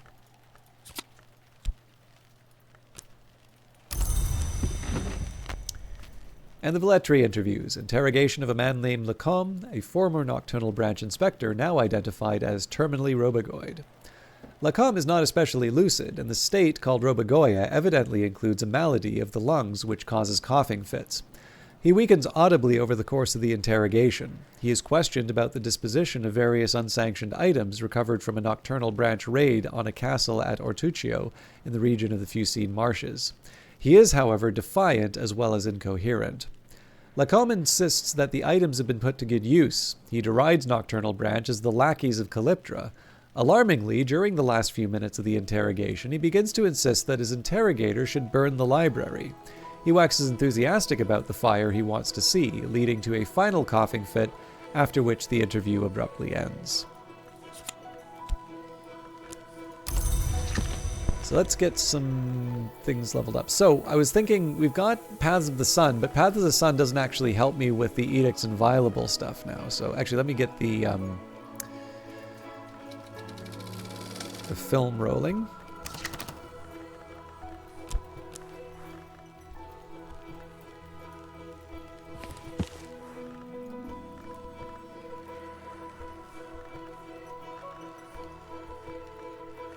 I can no longer think what I want to think. My thoughts have been replaced by moving images.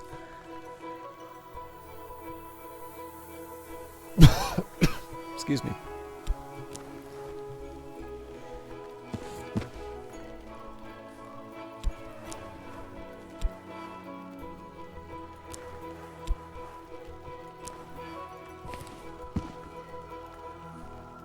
It's an interesting problem.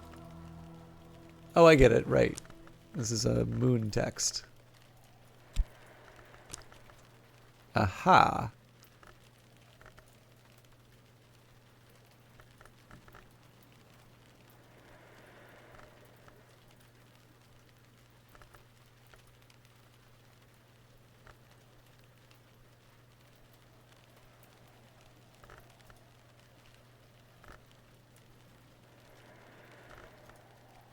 A little harder than it looks.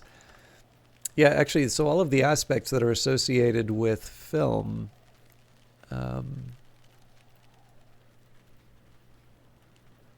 probably sea stories and desires and dissolutions are my best bets.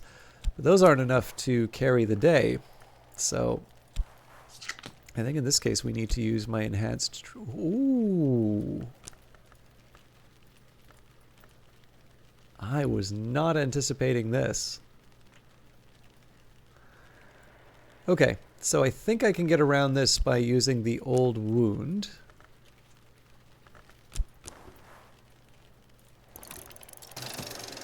So I'll get myself another one of those.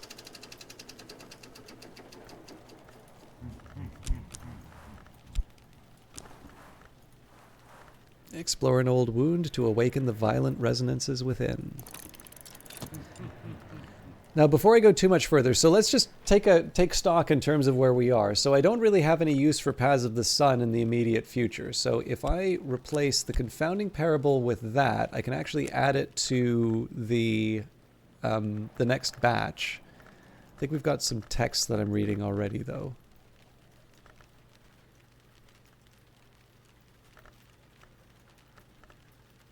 Oh, no, right. I didn't go for the regret because that wasn't available to me. Okay, so I don't think there's any other switches that I can do of that nature, but essentially the idea here is if I can pass some of this stuff down, another good example of this actually would be Bittersweet Certainty. So that has a winter aspect.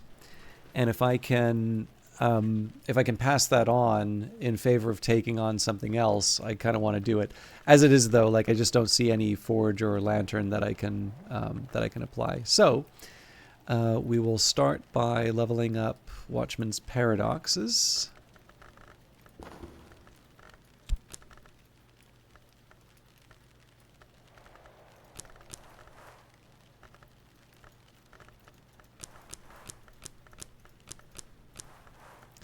At last, I approach mastery. Improve the skill to level 8.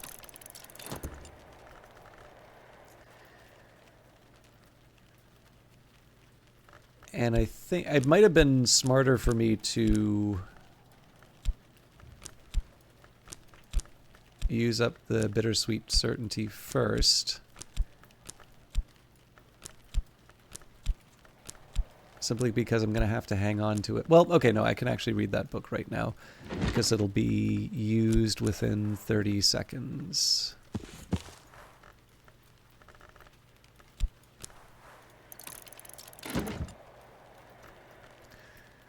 Okay, so no stolen secrets. A lot of this is just going to be repetition, but it's Moon and Winter that we're looking for. So we've already got our Confounding Parable and our Intuition. We don't have Salt, though.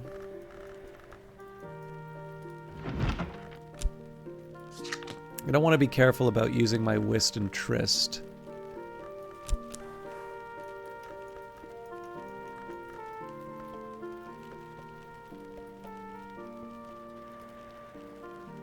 I'm trying to remember which one I did last. I think we're on to the Crossings of Noon. Now, because both of the skills that I'm trying to level are both Moon and Winter, I'm not really as worried about counting them out. Like, I basically just want all the Moon and Winter that I can get my hands on at this point. So the regret should be gone by now, or by the time we get that, so we'll add that to the pile.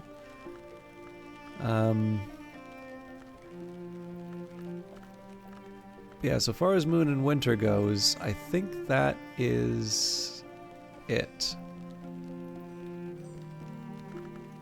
But then we only need 5, so 1, 2, 3, 4, 5. Yeah, we actually already have enough to be able to level up at least one of these. And then, of course, we don't know what Mr. Kill is going to wind up giving us. But we have, like, 2 minutes before we need to worry about the film. Okay, Dead Men Don't Tell No Bloody Tales. Well, who'd listen? So, Replacement Hindsight. Again, I'm not really worried about preserving elements of the soul here, just because we probably have more than we can then we know what to do with. I suppose if I want, I can try and get ahead of Lockworks and Clockworks, but I think we're always going to be running ahead of the lessons that I need. I don't want to go too crazy with this stuff. So the skill is now level 8. Its power aspects have also increased. And pyroglyphics. So same batch here, just using the right mouse button to make it a little faster. Do I have more shaft or metal? More metal. At last, I approach mastery.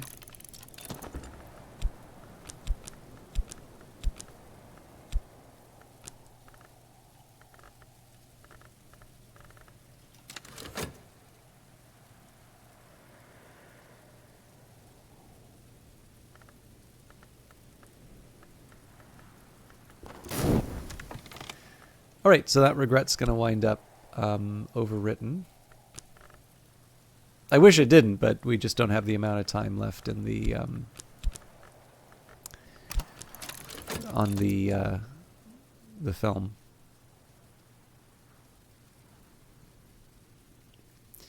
I don't know if I want to tempt fate to try and watch another film today. I think probably we can just leave it for the morning because there's so much time left in summer, and it is quite literally the last thing that I need to read. So, the Book of the Extinguished Heart. In the days of the Shadowless Kings, Lazali was executed for prophesying the division of the sun. If any of his captors grew long, they'd probably feel rather abashed now. Lazali indicates that the sun will be divided in the Mallory by the Forge of Days, armed with the love in her heart. Love will not be the cause of the sun's death, but rather envy. Envy will not be the cause of the sun's death, but rather thirst. Thirst shall not be the cause of his death, but curiosity. Curiosity shall not be his end, rather it will be love.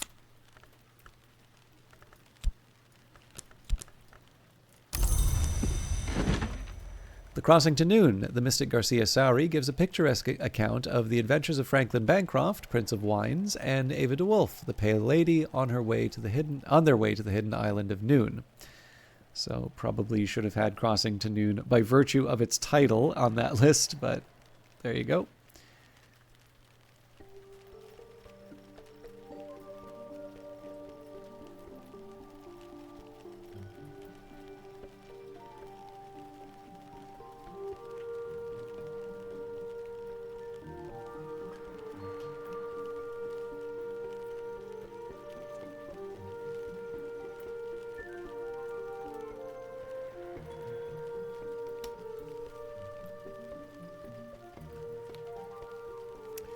For a long time, the Blackbone pondered her next move, until the moon dared to peep from behind a cloud, and the prince completed the composition of his third sestina, but the lady met the blind gaze of its open pores, waiting for the tide.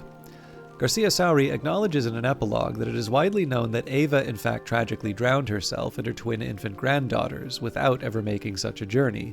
But he adds contemptuously, it is also widely known that the city unbuilt will so remain, that only one history is ever written, and that Janus is a Mansus prank.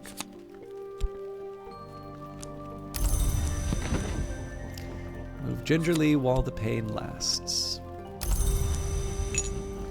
An afternoon spent profitably reading newspapers to the curious, writing affectionate letters for the lonely, steering farmers through the requirements of the Ministry of Agriculture.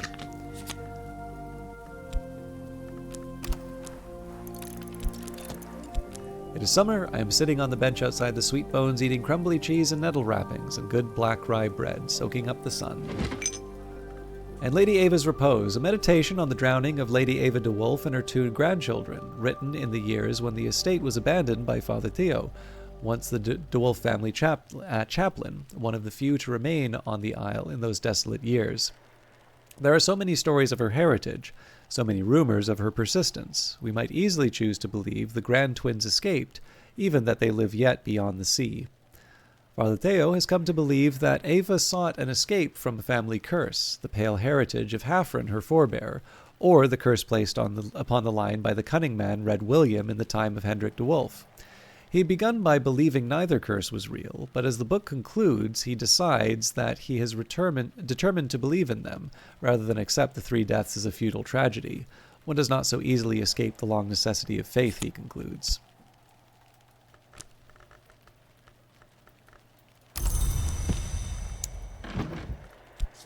All right. Now, one other thing I didn't really account for, I don't think it's going to make a difference here, but maybe in preparation for Lockworks and Clockworks, let's think about what Newman I want that'll give me Knock and or Forge. I'm also going to double check that that is, in fact, sorry, Knock and Sky. So, Final Understanding is Sky. Old Lost Music has Sky. We did just do Paths of the Sun, which doesn't have Sky, but...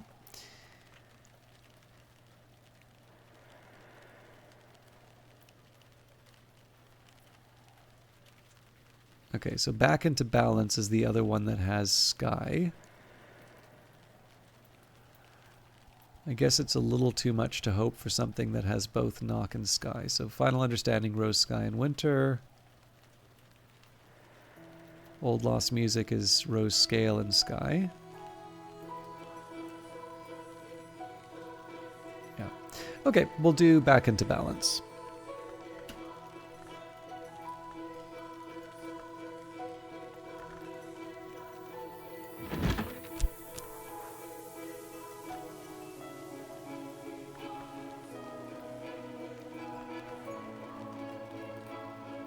Weaving the World, Loopholes, The Bell, Paths of the Sun. Yeah, here we go. Sky and the Scar.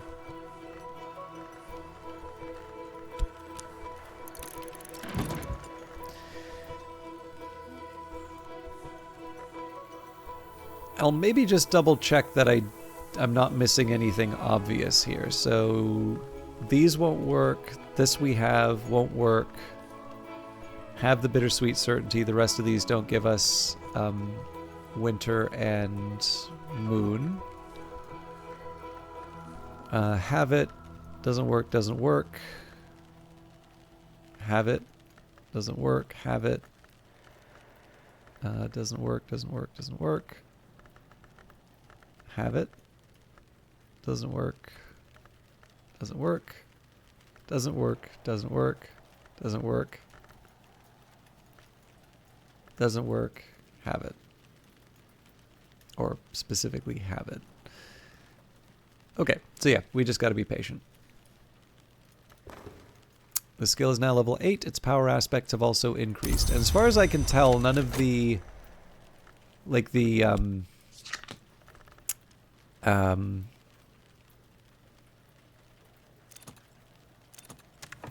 I don't think any of the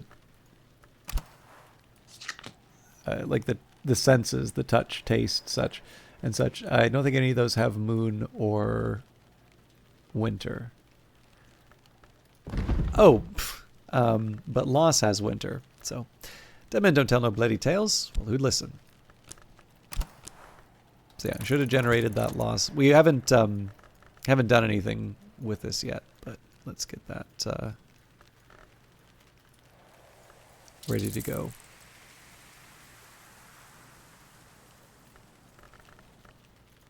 It's starting to look a little cleaner.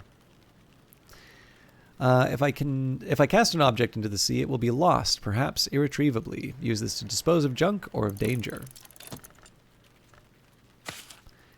And we have a sugar just peeking out.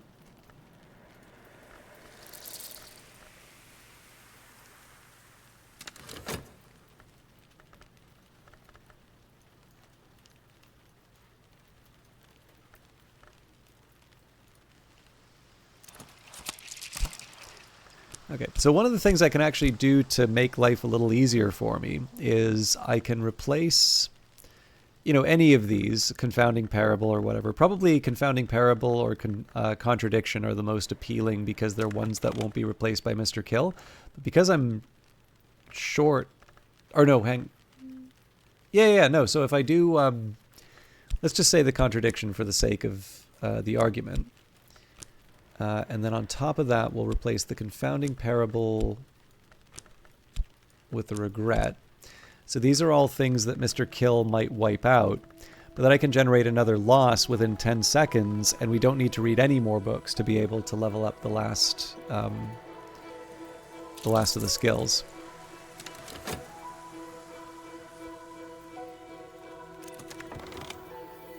All right.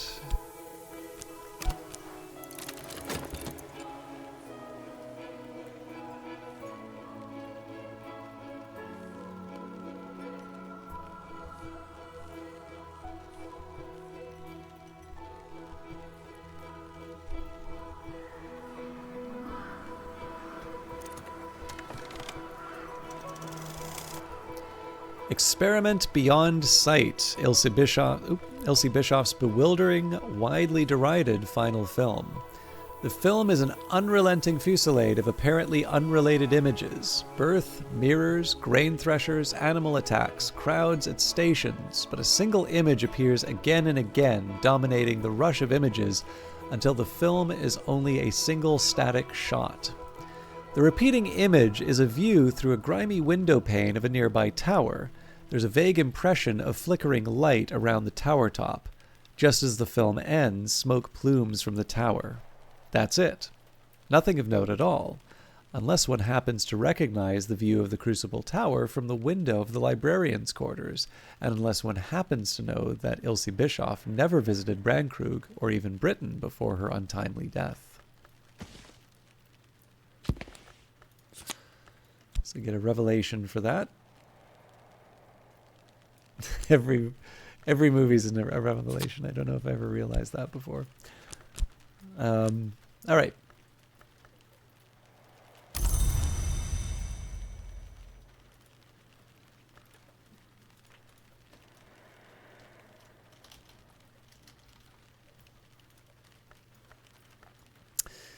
Let's get to work.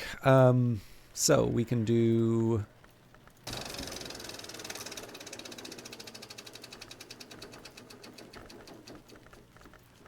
putrefactions and calcinations. Let's see what we can throw. I think it'd be better to throw a tryst at it because everything else is going to turn into money soon. At last, I'm something of an authority in this.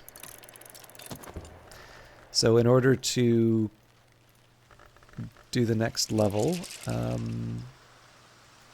don't think I have anything else I want to throw out in this area.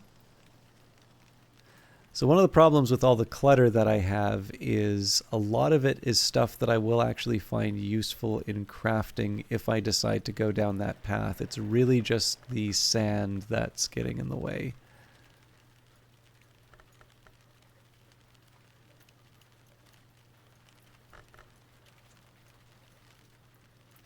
But yeah, as long as I don't have anything in the obvious places, I can start clearing out some of the usual suspects. If I cast an object into the sea, it will be lost, perhaps irretrievably.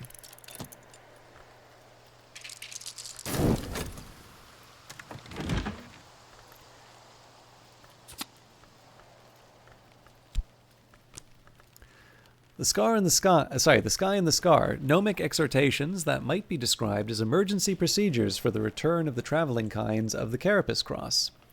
Each page of this book, except for the last, bears a single sign, clear and irrefutable as a gem. The final page is empty. The traveling kinds of the Carapace Cross might never return. When the traveling Carapace kinds passed beyond the wave and the sky, they made arrangements for their return. There are histories where those arrangements might be invoked.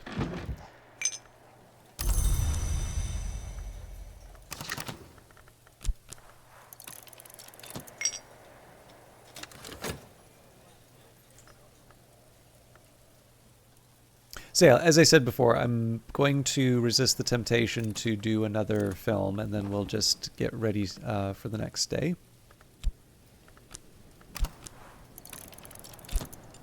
I should actually probably decide if I'm going to be... Okay, so if it's Lockworks and Clockworks, I should probably pick a memory to take overnight. So the best thing for me to do first is decide what I'm going to be leveling up. Yeah, so it's level 6 across the board.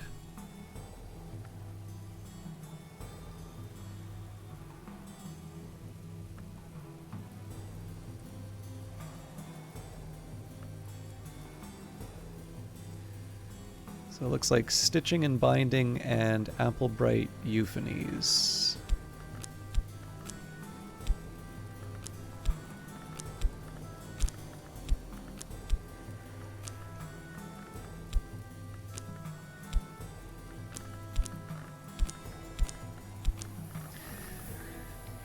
So with that in mind, anything with heart or sky, actually the best thing I can do here would be to make the music now. Wistful Air. Recall a sweet and sorrowful song. When something is given to the sea, it rarely returns, though of course I did.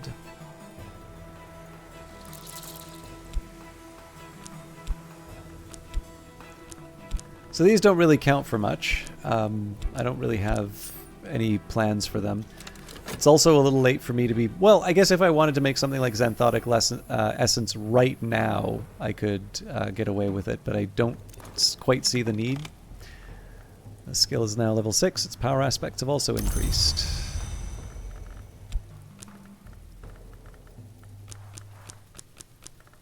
And we've got... Trist.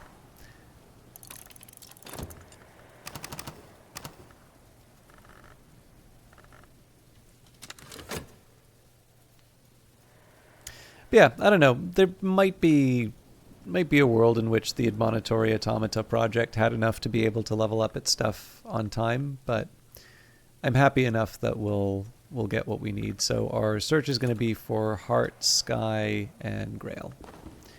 So there'll be a bit of overlap between what we need, but nothing to pitch a fit over. So we got to wait for the music to finish, but I don't really have anything else that I want to do today. We're just gonna wait this out. The skill is now level 6. Its power aspects have also increased. I also have the option, I'm trying to think if I want to drink the Witching Tisane or the water. I think probably the water makes a little more sense. An afternoon spent profitably reading newspapers to the curious, writing affectionate letters for the lonely, and steering farmers to the requirements of the Ministry of Agriculture. So I expect this should be the last day of summer. We will do the usual routine. We'll hire Mr. Whoa. Don't you just hate it when you want to pour a glass of water and instead you throw it into the fire? Let it rise in head and heart.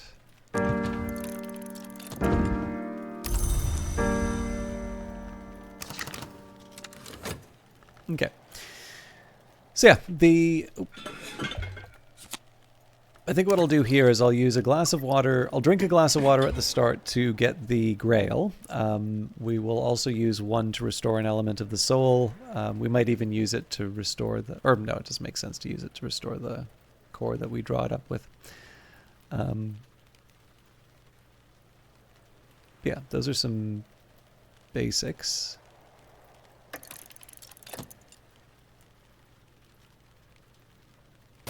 Okay, memories fade, assistance departs, but the soul is refreshed. So we'll hire Mr. Kill. We'll restore the Whist that way. We will generate the memories that we need. So as usual, we'll go to the phonographs first. I don't think it hurts to do the Garden Variety, Invisible Opera, Lake Fusino recordings in this case.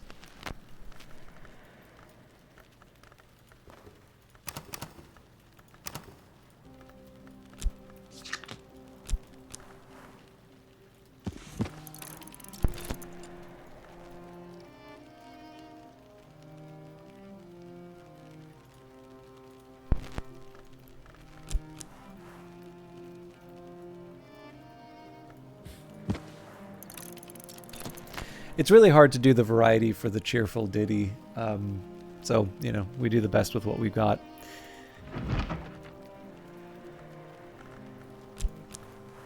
Does So the next obvious candidate would be the Beguiling Melody.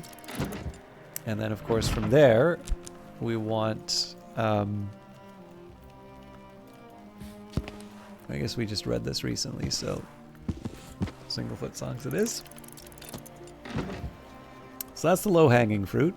Just trying to remember again. So stitching and binding. So Heart, Sky, Grail, and Heart, Sky, Grail, Sky. All right. So with that in mind,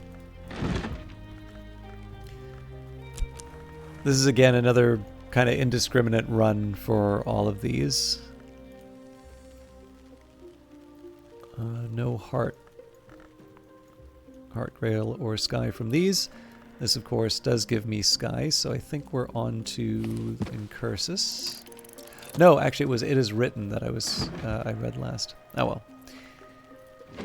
These are definitely familiar texts. Okay.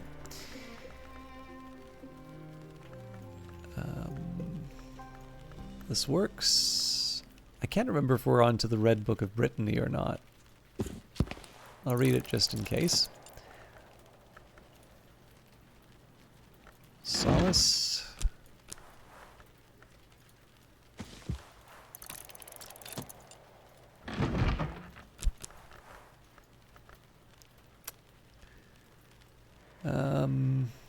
And Storm.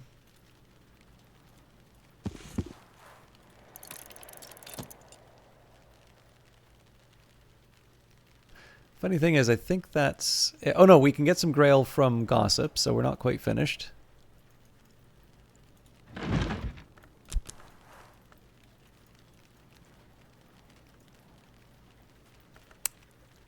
We on... I actually don't remember how far we got on this. We did Curisham Portal. Let's do Humors of a Gentleman and then move on from there. But yeah, from there, I guess we can drink the water.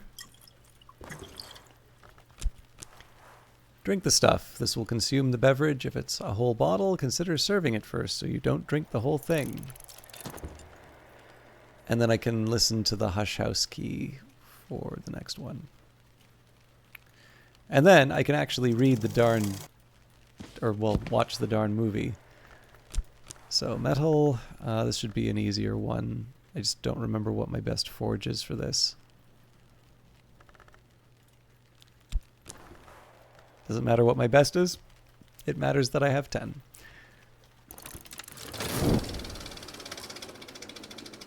So after that, the focus is going to be on reading whatever texts I can get that works for us.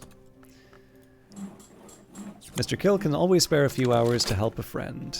Alright, so we will get chatting with him.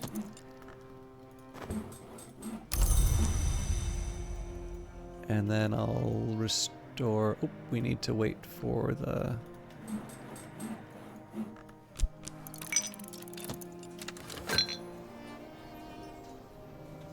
We're definitely ahead of the curve, but that's not a bad spot to be. Alright, there's my wistful air.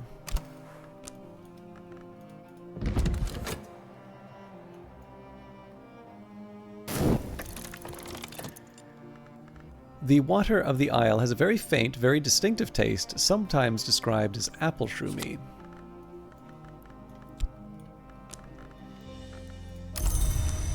So we will get our other scents. I don't believe there's anything that I can get from the sky, but I can at least get one heart and one... one heart and one... grail. Or, yeah, one heart, one grail.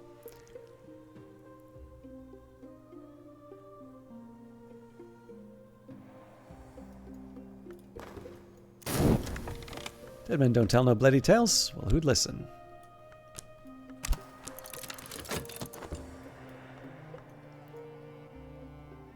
And we've got our first batch of memories. Of course, we didn't use all of the desks, so we're back to just sort of sitting and waiting until we can make the next the next batch. But Serena Blackwood herself forged this key. I'm tired of losing it, she said. So, just so I can get my bearings again, we're doing stitching and binding and Applebright euphonies. So those are 6 each. And the big thing that I want to keep in mind is that Sky is available to everyone. So I want to have, basically, we've got a Grail line, we've got a Heart line, and then we've got a common pool to draw from. That's going to be how I divide these. So the Morphe Codex. A priestess of the Sisterhood of the Knot claims to have discerned the true meaning of the Thunderskin's birth. The writer credits the Red Grail, the Ring Yew, the Horned Axe, the powers the Sisterhood reveres, with I am really weirded out why I don't have a Beguiling Melody. In the Horned Axe, the powers that the Sisterhood reveres, with agreeing a final treaty between the Hours of the House and the Hours they displaced. The Thunderskin loved the Yew, and the Grail destroyed him as restitution for the slaying of the Horned Axe's sisters and brothers. The Thunderskin entered the Mansus through, through the Peacock Door, a privilege never given to the Witch and Sister, but then their merit was much less. The writer admits that entry through the Peacock Door is unseemly, but insists that under the circumstances there was no other way. So presumably something else made the Beguiling Melodies, which I'm interested in. The Singlefoot Songs. Father Stanislav John Schaller, priest and diplomat, writes of his time on the slopes of Hoshan, near the Grove of Green Immortals, but never near to the Grove of Green Immortals, but never too near. Schaller's relations with the Grove are cautious. It's a library of the tree, but under the hand of the hour named Applebright. In time, however, Schaller comes to be more sympathetic to the Applebright, which he suggests cause harm only when so invited.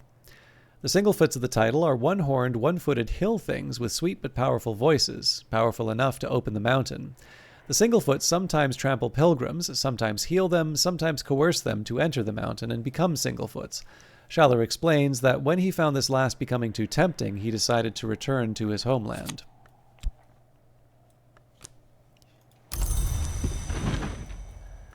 The Locksmith's Dream Incursus, the 5th and final volume of Teresa Galmier's notorious work, which began as an examination of parallels in the mystic dreams of artisans, but became an account of her own occult journey. This volume was apparently never published, nor allegedly even written, yet here it is. The law goes all the way back to stone. The keys cannot be held or owned. This had, I believe, the unexpected consequence that those outside the law may hold and own them. But even they cannot keep them. And of course a key is no more physical than a spirit, but a spirit may be housed in a body, and I have touched a key with my own hands.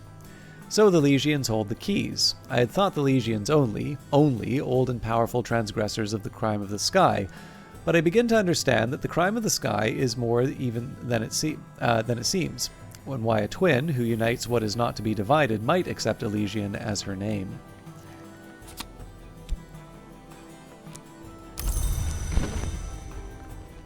Oh, of course. I read the Lake Fusine recordings. The Invisible Opera, unfinished recording, a recording of a 1911 attempt at the performance of Wings Within Wings, the so-called Invisible Opera. The singers complete the Skewbald aria, Beneath Our Skin, and A Rose in Maya without incident, but the Invisible Opera is dedicated to Farazref the Magpie, who delights in unexpected interruptions. The recording ends with a clamor of horrified voices, a grating metallic screech, and a soft brass buzzing that fades into burring silence. We have to move these down.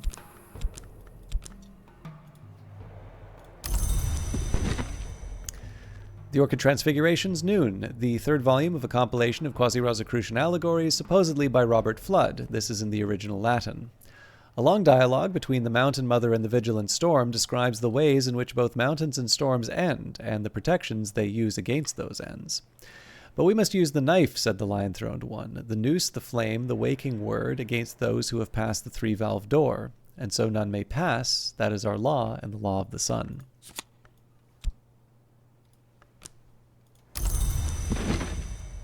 Apollo and Marsyas, the libretto of a lost opera concerning the contest between Apollo and Marsyas and its tragic outcome. The librettist is identified only by their initials. In the original myth, Marsyas lost the musical contest and was flayed by Apollo, who later regretted it. In this version, Marsyas' skin has a further history. The skin of Marsyas gives oracles and is later smuggled to Phrygia, where the priestesses of Cybele use it for a drum. At the climax, the striking of the drum drives would-be violators of the priestesses to suicidal madness. The opera ends with a wistful hymn from the youngest priestess on the beauty of mountain pines.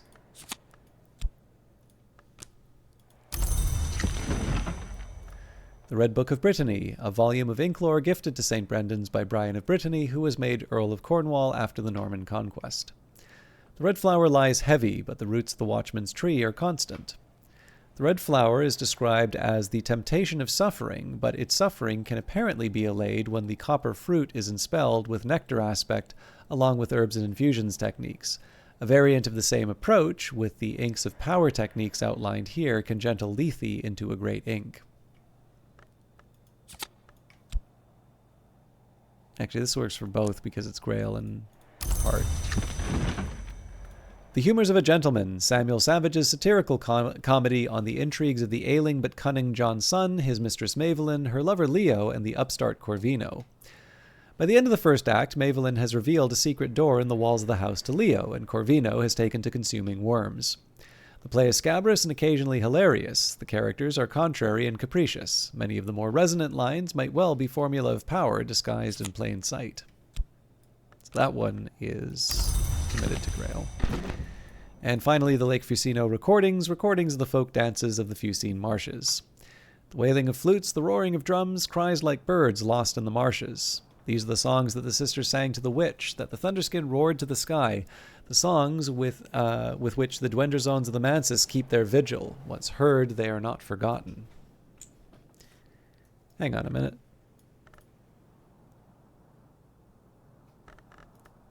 Oh, yeah, sorry. No, I'm making mistakes. Okay.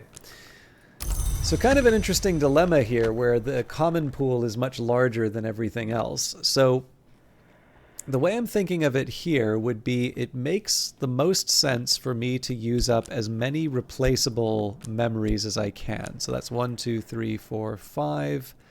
And then I guess I get to use one of these freebies. So just for style, we'll use the 6th. So then we've got 1, 2, 3, 4, 5, 6. Yeah, so we don't even need to use the Newman.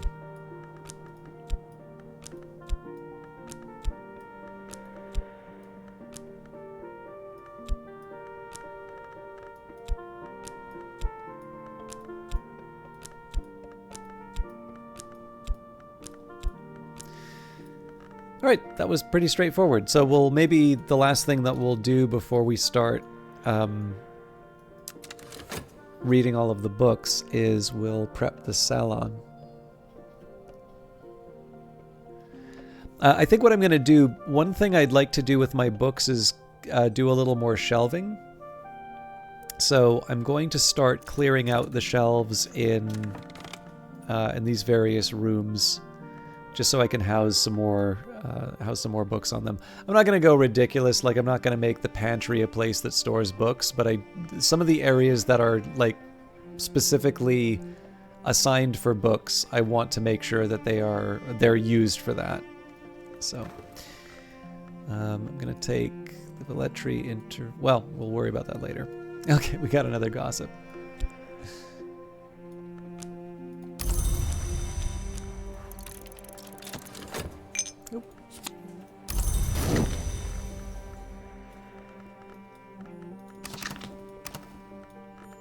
I never did drop that water, did I? Actually, I don't think I used the water either.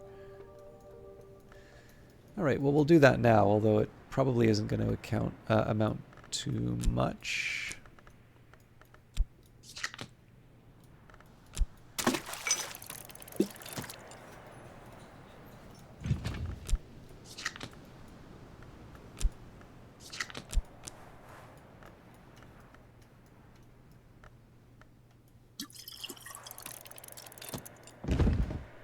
So this would be a good example, right? Like the bookshelf in the Keeper's Lodge. So maybe we'll move the newspaper to Alopolis Nook. And we can move this doll elsewhere.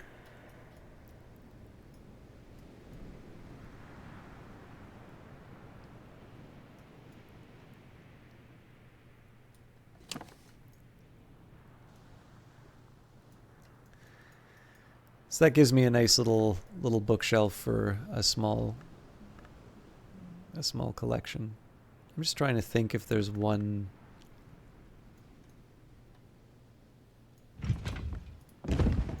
I guess the real problem we're running into isn't so much the small collections as it is the big sprawling ones.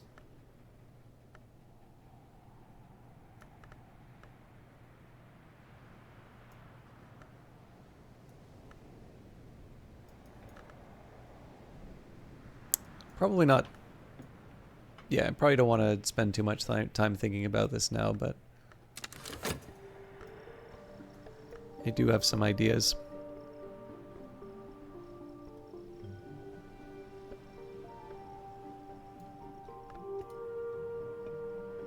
I think what I really need to do is just figure out which ones are going to be big multi-shelf collections and which ones maybe just need a little nudging in a certain direction. Dead men don't tell no bloody tales. Well, who'd listen? Man, he really likes the gossip. So I'll put Beguiling Melody here. I mean, it's anyone's guess in terms of what these are going to produce, but there's a slightly better chance of not having them all turn out in weird orders.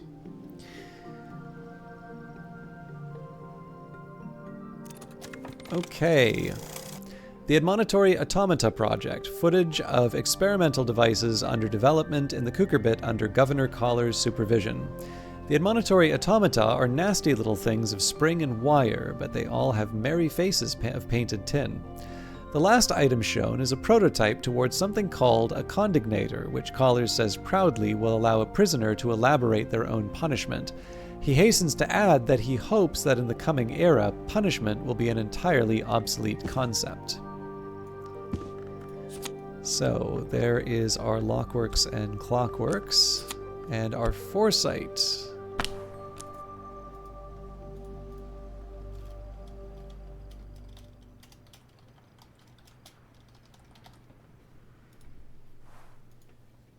Okay. Here we go.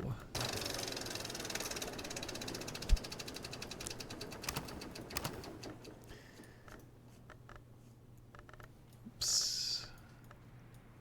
Okay, so stitching and binding, because I've got more FOST than the others, we'll start with that. Toss in my Lockworks and Clockworks. Oh.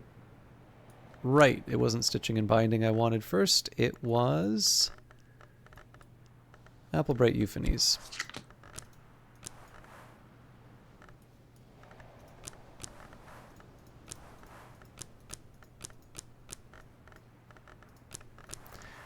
When I thought I'd understood, I'd only begun. Improve the skill to level 7. I suppose while we level that up, I can start thinking about the invitations. So for that, we are going to be bringing in Fraser Strathcoin, Kokil Amarajibi, Daymare, Hokobald of Posen. Oh!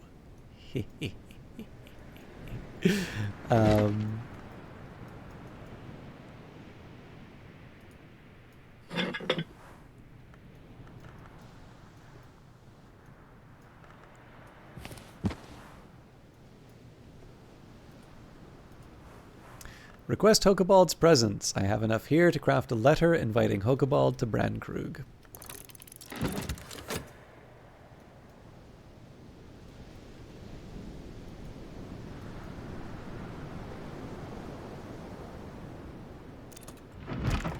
Now I just need to post it.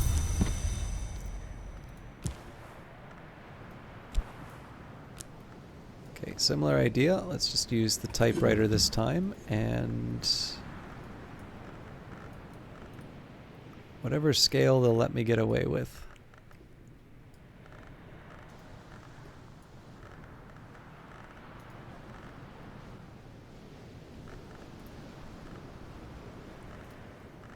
Whatever scale they'll let me get away with.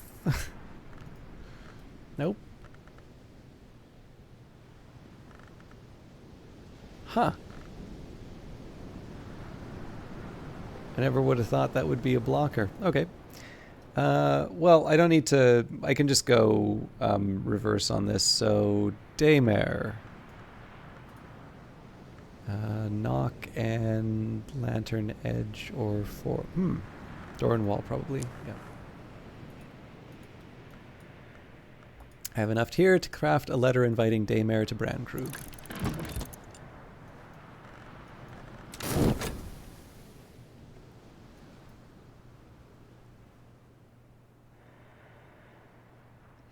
So the other thing that I'll try and do is, in order to try and free up a little more space for the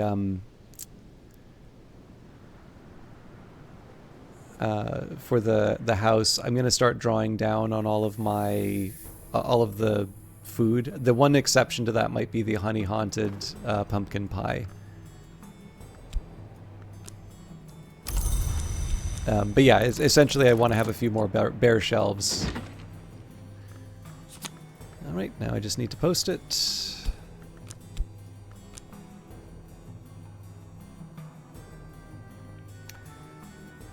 Coquille.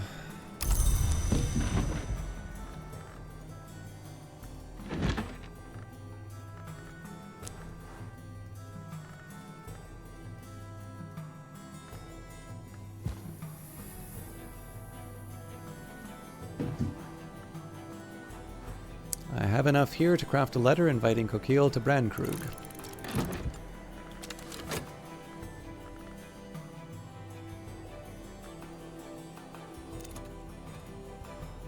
An afternoon spent profitably, reading newspapers to the curious, writing affectionate letters for the lonely, steering farmers to the requirements of the Ministry of Agriculture.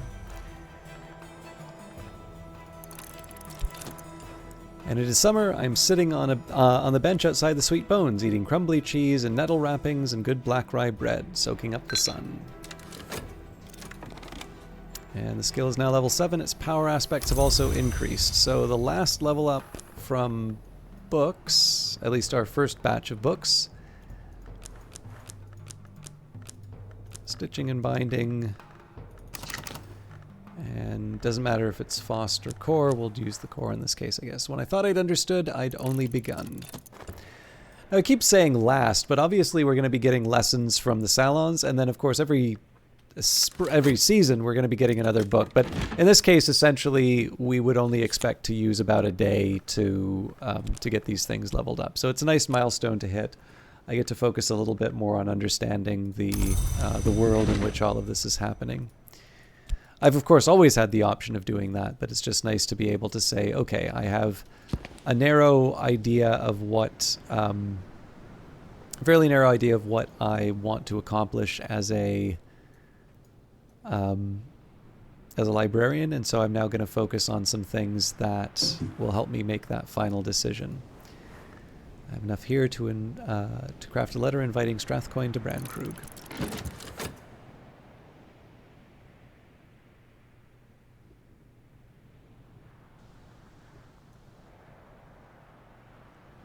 There's also kind of a side of me that says maybe I want to turn some of these berries into jams.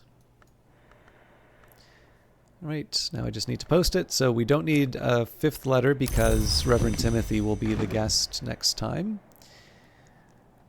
So blackberries are currently a first course. If I turn them into a jam, they're not actually good for salons. So never mind. I am not going to convert.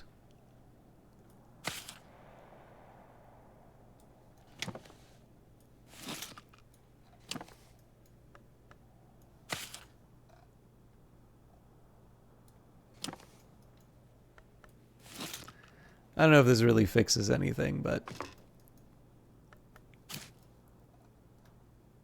starting to recover some shelf space.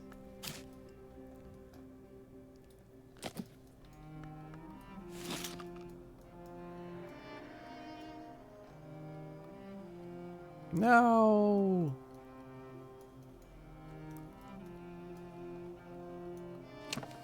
I won't question it. Okay, so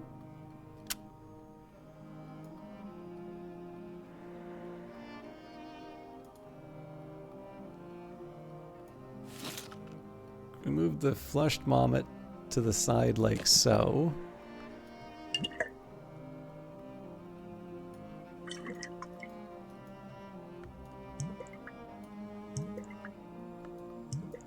Alright, we're starting to get somewhere. So the Walls of Ys will maybe move... I mean, I do eventually want to clear all these out, but for the intermediate term, I'm not opposed to sort of secondary storage, let's say. Walls of Ys is also one that I'd be a little more reluctant to completely lose. Where do I even put this tea?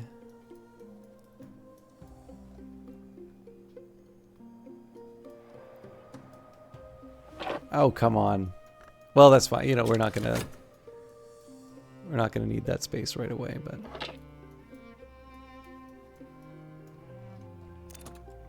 here's what I'll do. I'll put you on the bookshelf. There we go. Dude loves his gossip. All right, I don't think we need to worry about the memories anymore, so that's another thing that I can knock off the list. There we go. I deserved a little quiet time.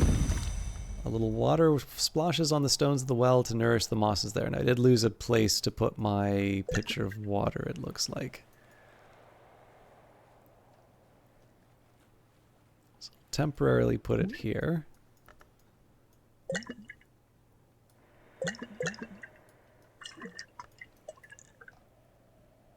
Yeah, it was worth a try. Alright, well I'll keep this here for now, but we'll replace that before too long. There we go, the skill is now level 7, its power aspects have also increased. So really at this point there's not much else for me to do but work out, read the rest of these books. So the reason why I've been starting to clear out these shelves is what I would like to do is I would like to make sure that all this overflow is sort of taken care of. So for instance, Glimmerings and the Book of the Extinguished Heart, I really only need 2 of those. Whereas Fear, I need 2 more slots. So we basically need something that has 1, 2, 3, 4, 5, 6, 7, 8, 9, 10, 11. Actually, you know what? Here's an idea. So we take the Damascene traditions of the House of Leith. So we can make this our impulse room.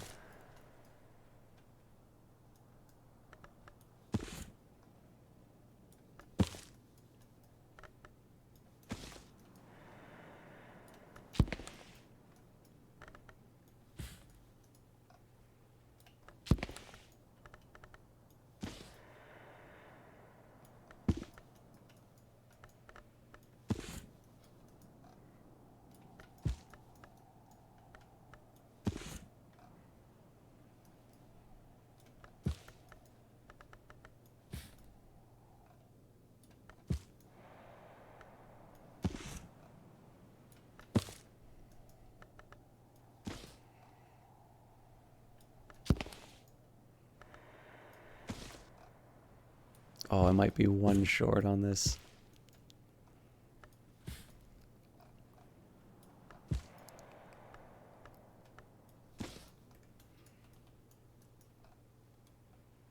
No! All right. That one's got to go on a table. It's not ideal, but...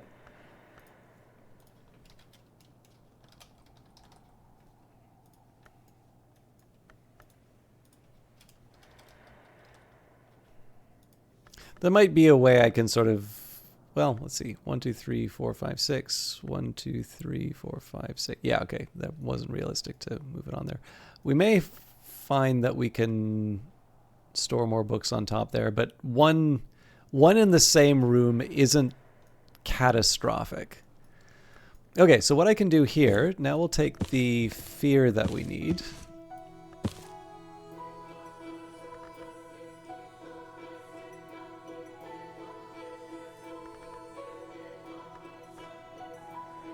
Okay.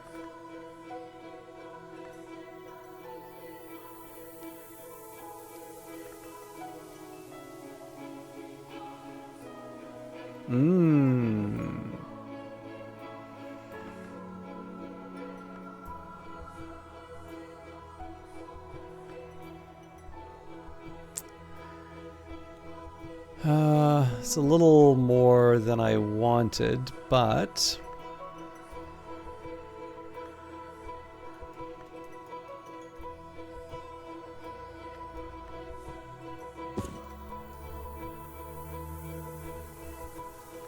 I'll put this as sort of an overflow.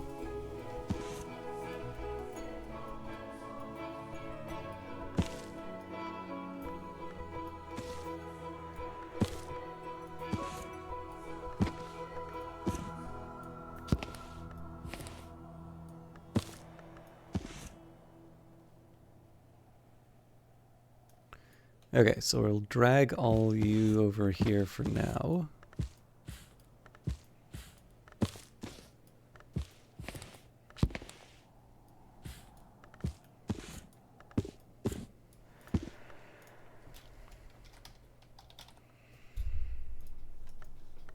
So this is going to be my hindsight shelf now.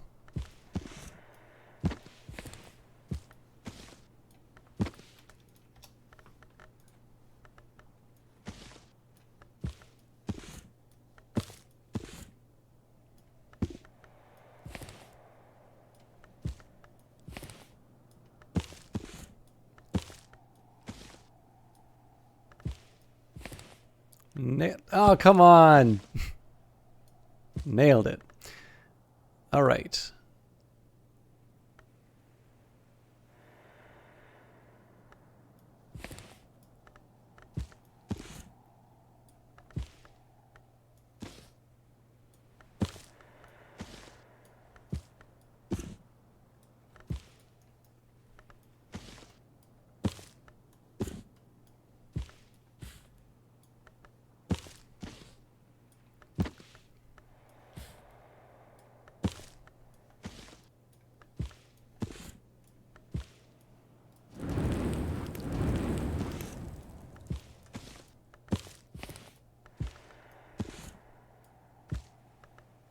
Okay, so I've got a enlarged fears section.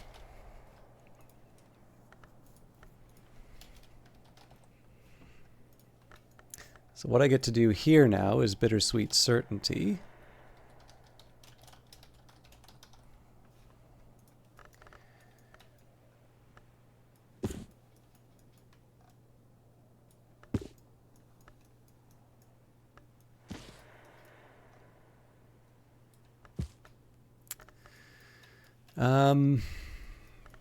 And again, one of the things that I'm struggling with right now are groups of books that need to be split over more than one shelf. So one thing I can probably get away with here would be against the Sisterhood of the Knot. So if we do impulses here, or sorry, intuitions.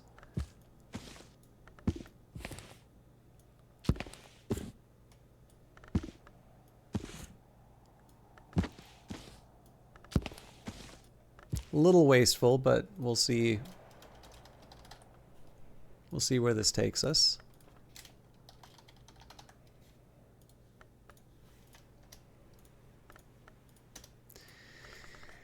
So I'm thinking the Keeper, we can move the Solace texts.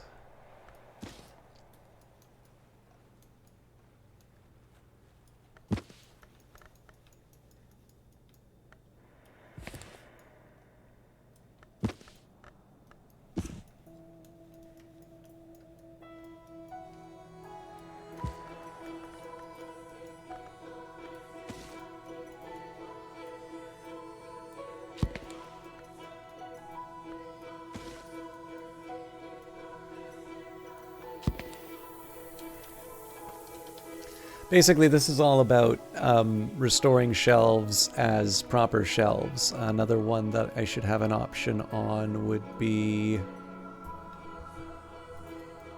yeah, this one. I'll worry about that later, though. Oh, yeah, sorry. So, intuitions. Oh, I've got even more fear. Great.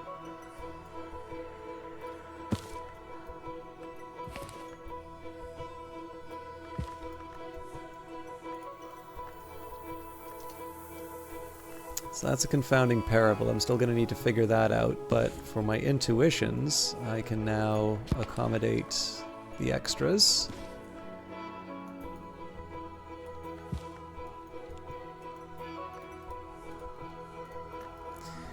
So the interesting question, I should have figured out how much one of these can hold. So if I do...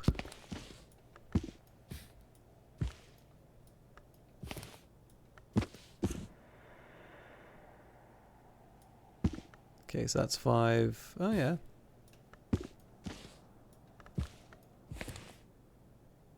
Why did I think that would be enough?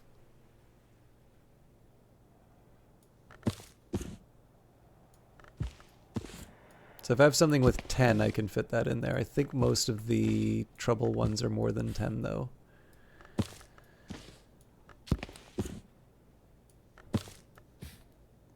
It'd be nice if I can clear this out, though, because this is a big shelf that's being taken up with 3. Okay,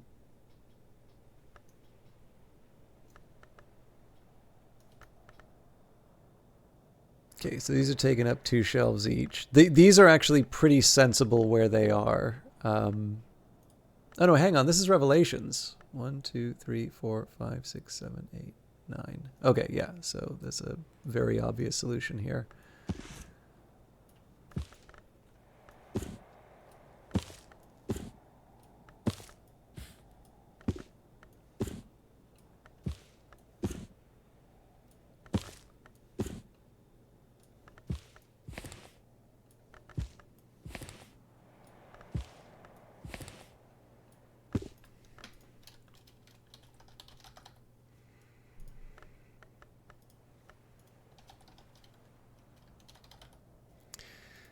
Now, the funny thing out of this is I want to try and make Foresight not be spread over 3, so I'm actually going to be putting Foresight in its place, which might seem a little unusual.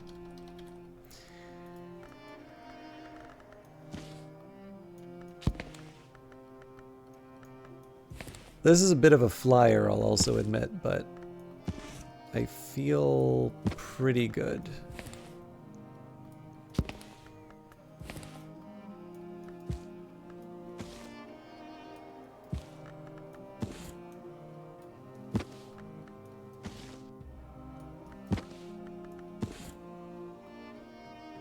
Okay.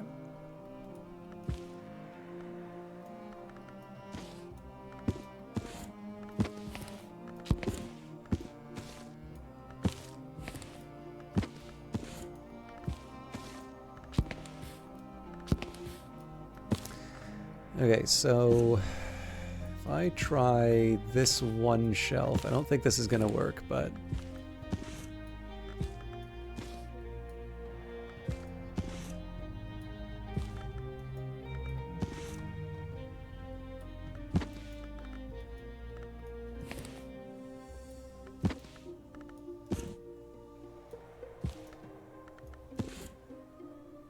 So if that's all, that's great, but that doesn't address the 10th that I need. That is so disappointing. Actually, 1, 2, 3, 4, 5. That might accommodate this, though. Huh. I didn't even think to try that.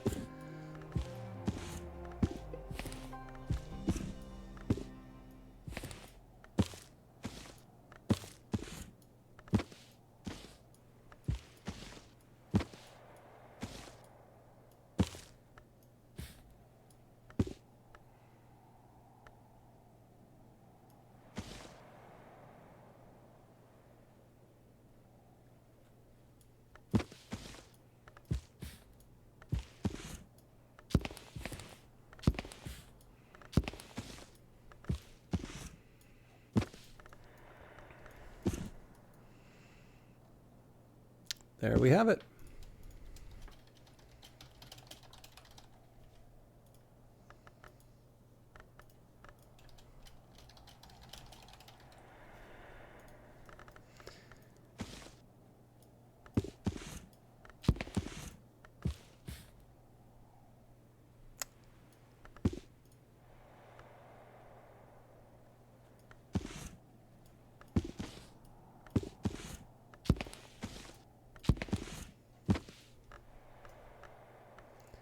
All right, so now we move the foresight stuff up.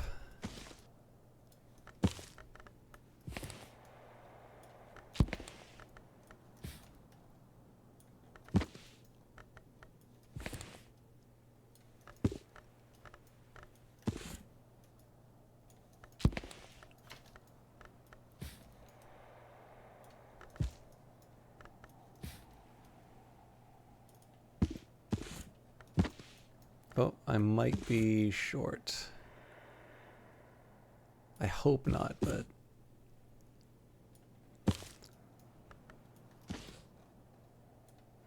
I mean, the game's definitely not going to tolerate that for long, but you know what? I'm going to take it. I wonder if I can... Yeah.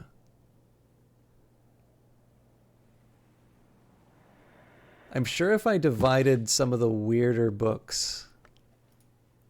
Well, what if I took Bancroft Diaries and put it on here?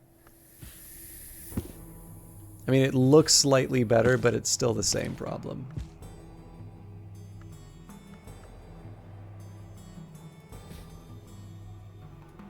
But yeah, I'll take I'll take the cheat while I can. All right, so let's clear these out.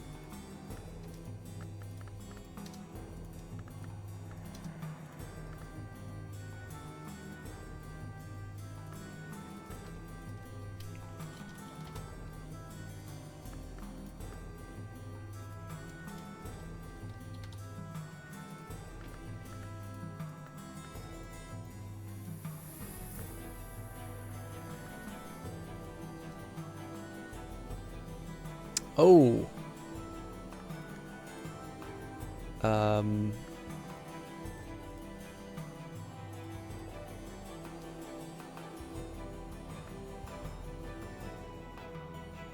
I've got 2 more revelations that I wasn't accounting for.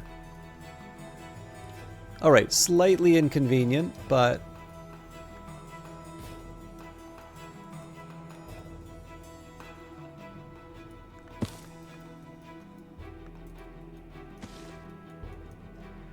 what I think I'll do instead is we'll just put revelations up like this.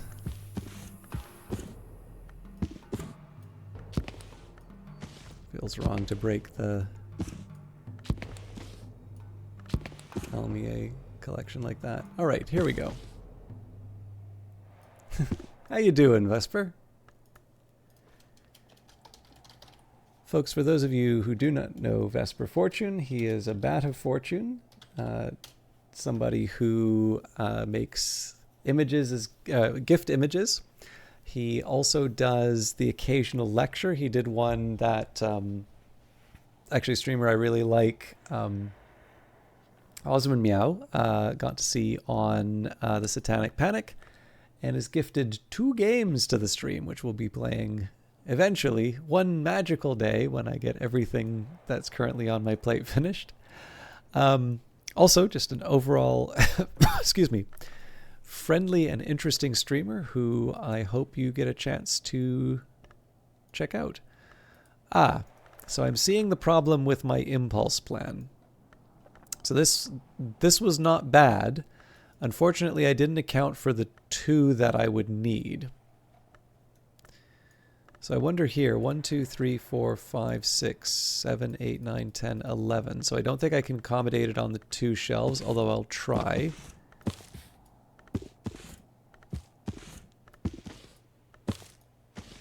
Yeah, we can't do it.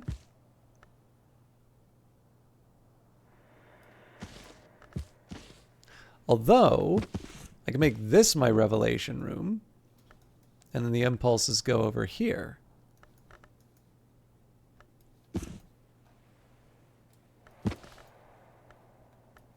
Sorry, that was like a half shout out for you, Vesper. Anyways, please do check out Vesper's channel, especially because I'm sure he will be playing Book of Hours at one point in the future. I did originally find him through Cultist Simulator.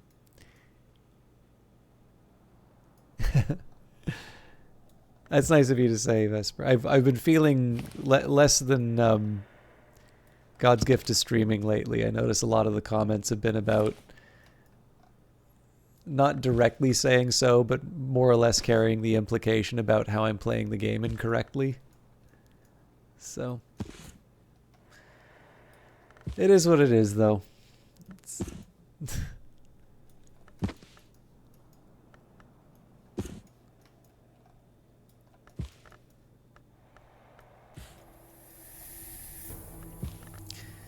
Okay.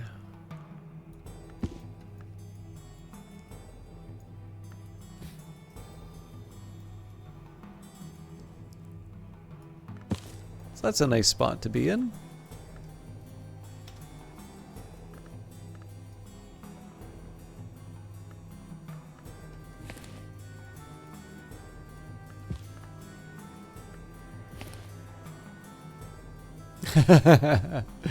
That's all good, Vesper. I've said this before, but like some people it's well-meaning, but you know, there's obviously a famous road paved with good intentions. I think some people are just trying to like not so subtly promote their own channel, in which case it's like, you know, fair enough. Like if that's what it takes to get someone to go someone else's channel, like I wasn't realistically going to be able to stop that at any point anyway. But yeah, I mean, like, it's just one of these things, right? Like, if I were a bigger streamer, nobody would ever think of that. But I don't know, implicitly or explicitly, I think there's just that idea that because someone's small and apparently concurrent views are the only thing that matters, they're going to put up with behavior that other broadcasters wouldn't. That's actually not true, but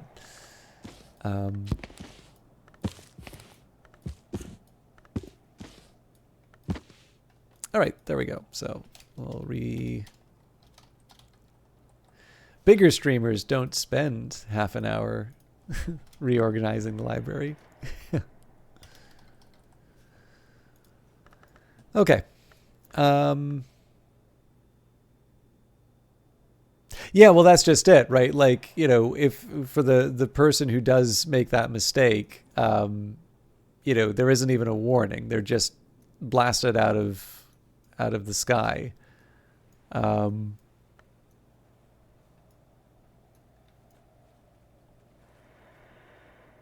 Okay. So, I mean, I'm at the point now where I can actually consider reshelving some of the stuff that was taken down to the subterranean areas. So let's see if I can fit the gossip on... How many do these take again?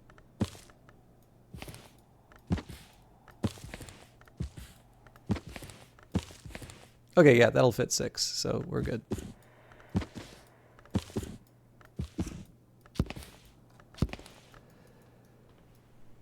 Excuse me.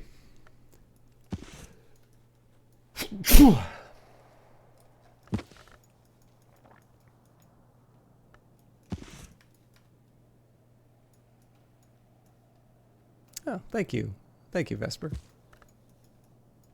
Oh, sorry, it was Jamie. My apologies. You've got the same color in my side here. And I do appreciate Jamie. I mean, like, the big thing on this, right, is I try, like, sometimes I'll feel more gloomy than others about this stuff. Like, it's, in the end, it's just, it's like anything. Like, you can be made of fairly stern stuff and then just, you know, enough of a drip, drip, drip, or if it combines with other stuff that happened, it's just going to bring you down, and there's not a whole lot that you can do about it. But one of the things I do try and keep somewhat grounded with is that, you know, for everyone who's frustrating me in that way, there is an undisclosed number of people who really do like the stream and specifically like it for what it is. And those are not necessarily going to be the people who write the comment, right? Like the dynamics of these platforms are usually that, you know, someone... I mean, the thing that really bugs me about this is that there's never been a case where somebody sort of throws their weight around or wants to show off how clever they are, and has ever actually taught me something new about a game. And I've had plenty of times where I've actually asked and said, it's finally time for audience participation. And like, it's just crickets because nobody knows, right? But yeah, the big thing is that, you know, you never really know, first of all, who is watching and the circumstances that they're watching under. And so as a result, you never know whether or not, you know, your little stream, even if there was just one person watching, happened to be that thing that made that person's day. Like they might have just gotten some terrible news and they needed something to take their mind off things, and, you know, that your stream was it, right? And it's not even the sort of thing that you go walking around feeling like an important person for, right? Like that is not a streamer thing. That is also a life thing, right? You just having a moment of kindness to somebody who's having a bad day, is something that can mean considerably more than it feels like in the time. There's no way I'm going to fit these, but I'm going to try anyway. But yeah, so, you know, that's where I try and balance it out. And obviously, I never want to take people for granted, but I definitely do appreciate the regulars that come in and talk me off the ledge of abandoning streaming forever or some other extreme move. So I'm in the tricky spot here of knowing that the current storage is inadequate, but the new one's probably not going to be enough either. I've got 2 books after the full collection. That's closer than I thought.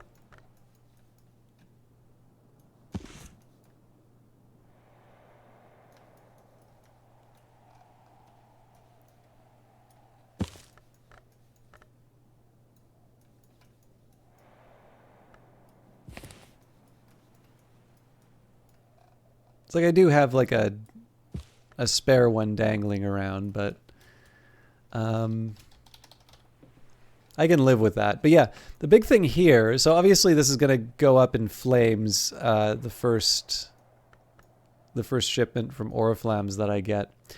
But like I don't have these weird breaks, or I don't have these weird super shelves anymore. This is the one that sort of offends me, right? Like just having 3 satisfaction on the end of that, and then having a full open shelf like this. Again, this will only take 6, so we're not... Actually, this looks like it takes 7, so we're in better shape than we would be. But I think this is a pretty decent correction for where we were before. I'm not storing books in the church anymore. I'm not storing them in shrines. We more or less have sensible shelving for all the books. So I think that's good. What I'll do here, so we've really achieved our goals for the day. So what I'm going to do now, I'll maybe close out the day in terms of time. But I will at least prep the salon, and then I'll actually save the salon itself and all of that for the next day. So let's work out. Okay, so actually the one thing I know I'm going to put in place is the roast beef, because we have more than we need, and I'm going to hold this in the refectory because I love the idea of. Not only am I bringing Reverend Timothy in with Hokebald, but I want to trap everyone in close quarters.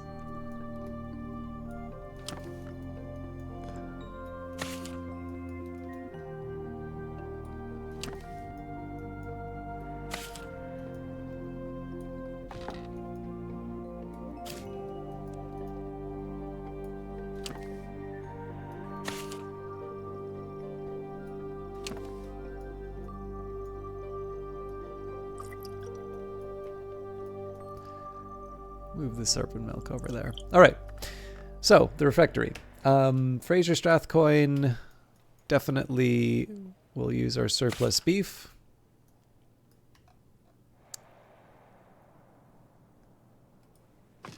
Daymare is the other one who's tricky to serve for, but we should have game chips, so that'll work there.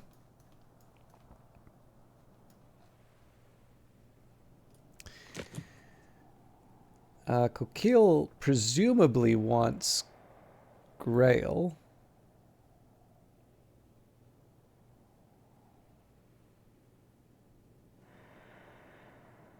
Or did I not write that down?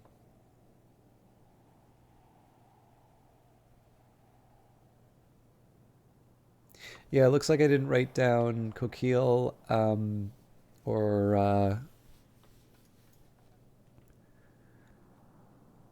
Hokabald. So I'm going to guess Forge and Grail here.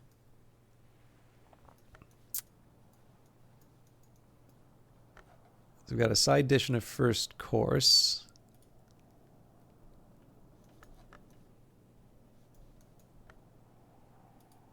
Sorry, side dish and main course. Grail pudding can't be that hard to get. There you go. So there's our Grail, or our Forge for that matter. So first course.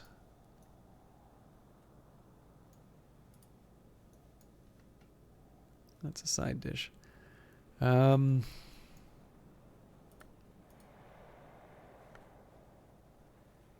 poached mackerel gets me Forge.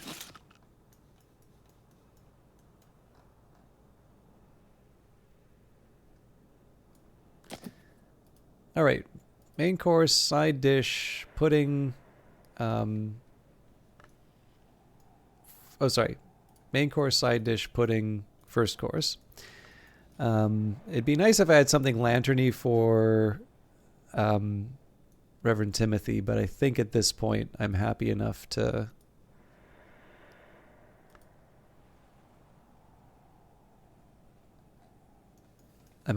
put anything simple down.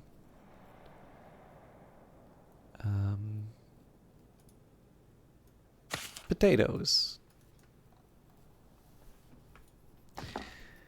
Okay, and then with that in mind, I guess I have use for the Witching Tisane now.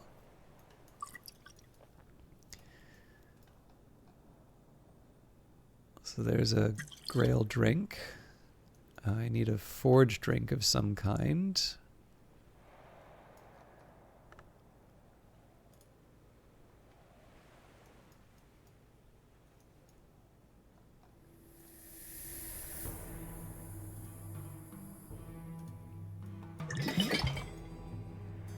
Okay, so scale.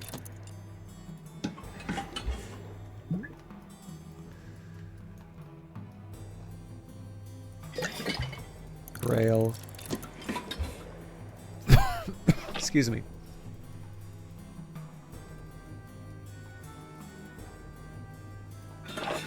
Knock.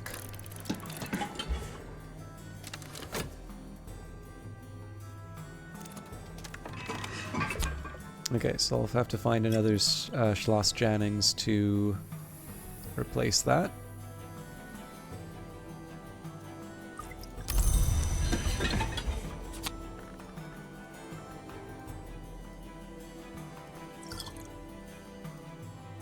Oh, come on.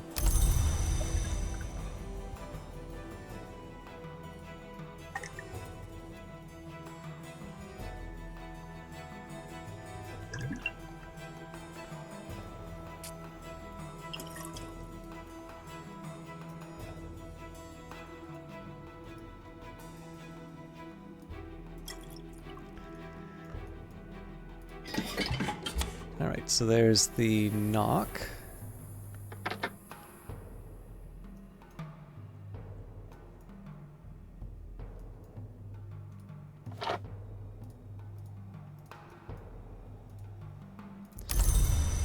And we can use any old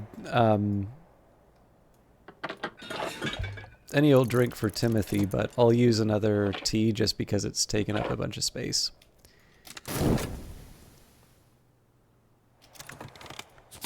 All right. So again, there's no guarantees that this will work. I'm making some assumptions in terms of my guests, but I think they're reasonably solid ones. I think that's going to be where I leave the playthrough. What I will... Actually, there's one thing that I can do here. So the reason why I spent all that time organizing the house is my intention here is to actually read all the books. And I'm specifically looking for ones that mention Ys and ones that mention Noon. So I'm going to do that now.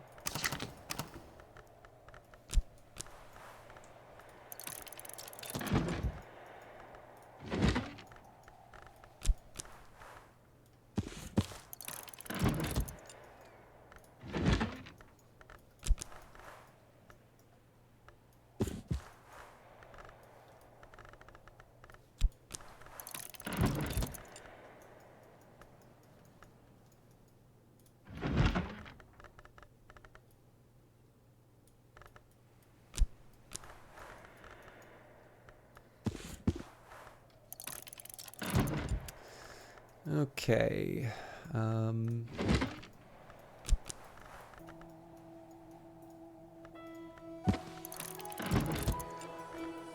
trying to find ones that will divide somewhat neatly into my existing like tables or desks, that is. I believe both of these are VAC texts. Yeah, so I'm going to have to leave matter and manual for departure for another time. I'm actually going to write an IOU.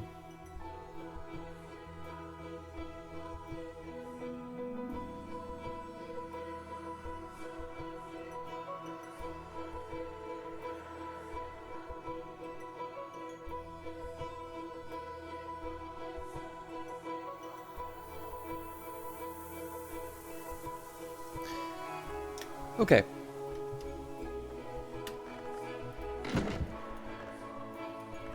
So now we'll move on to salt. But I only have one... Or no, I have 2 desks available. Which is still not ideal, but... Or sorry, not salt. Salt, a stolen secret, I mean.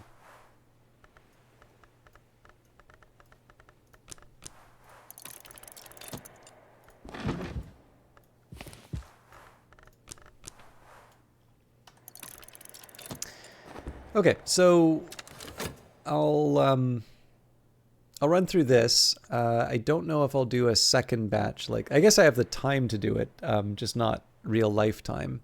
So maybe what I'll do is I'll queue up the books, so that we can start the next stream with that. That'll give some people time to get in for the salon.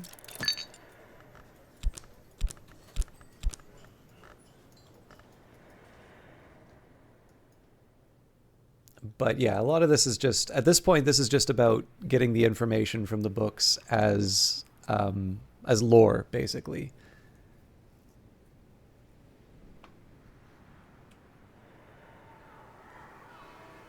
Okay, so we'll be a little bit over the 1 minute, but nothing that'll cause me problems in autumn.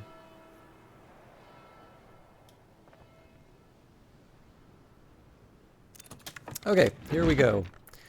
Traveling at Night Volume 2, The Annotated Dream Journals of Christopher Allopoly, sometimes called the only readable occultist, literate, entertaining, bewildering. There is an extensive discussion on the comparisons between Allopoly's own dreams and those of the Emperor Elagabalus, who Allopoly regards as a dupe or avatar of the sun in rags. The white is west of the world, Allopoly remarks, and winter does not wait forever. Elagabalus found his way to the White Door at last, thankfully. Speech can't pass the White Door, and honestly, Elagabalus never had anything very interesting to say. I tried to follow in his footsteps, but I never learnt enough of the white. I suppose I'm thankful for that too, but here's what I do know. The Orchid Transfiguration's Noon, the 3rd volume of a compilation of quasi-Rosicrucian allegories, supposedly by Robert Flood. This is in the original Latin. A long dialogue between the Mountain Mother and the Vigilant Storm describes the ways in which both mountains and storms end, and the protections they use against those ends. But we must use the knife, said the lion-throned one, the noose, the flame, the waking word, against those who have passed the 3-valve door, and so none may pass. That is our law and the law of the sun. The Geminiad Volume 1, a fragile manuscript illuminated with twin shapes of sad and luminous beauty, with all the phases of the moon. It might be as old as the 7th century, but the language Fusine is much older. The cover is tooled goatskin decorated with garnet. These pages outline the nature and the doctrines of an hour that weaves together the willing, an hour that is sought beneath the moon and at the water's edge, the sister and witch. The language is willful, naughty, poetic. It'll take some untangling. The first volume of the Geminiad reminds us that the sister and witch has been known to manifest as the witch and sister, and that this face is always hungry while the other face may heal. It implies connections between the sister and witch and the hours of the upper mansis, especially the lunar hour called the Menascate. But it is ambiguous on whether the sister and witch is a mansis hour proper, and it speaks at length about the sadness of the two who are one, the sadness that remains from their time as flesh.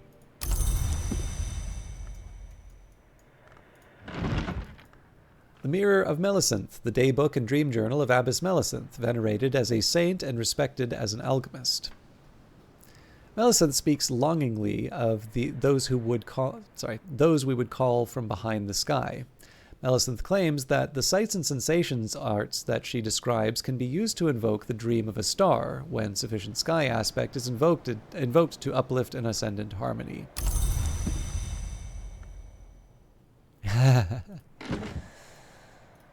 Well, I'm actually quite interested in some of the developments that will be... It's very clear that there are developments that happen in House of Light that I haven't seen yet that will be informing some of what's happening in Traveling at Night. So, I mean, that game's a few years out. I'm certainly looking forward to sort of exploring what this one has. But yes, obviously, the footnote system in particular, I think, is an interesting tease.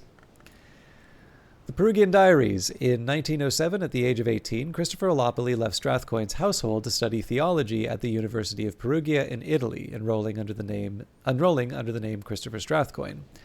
For 4 years, since his adoption from a Bristol orphanage, Lopoli served as Strathcoyne's pupil and protege, but his relationship with this austere and secretive man was always complicated.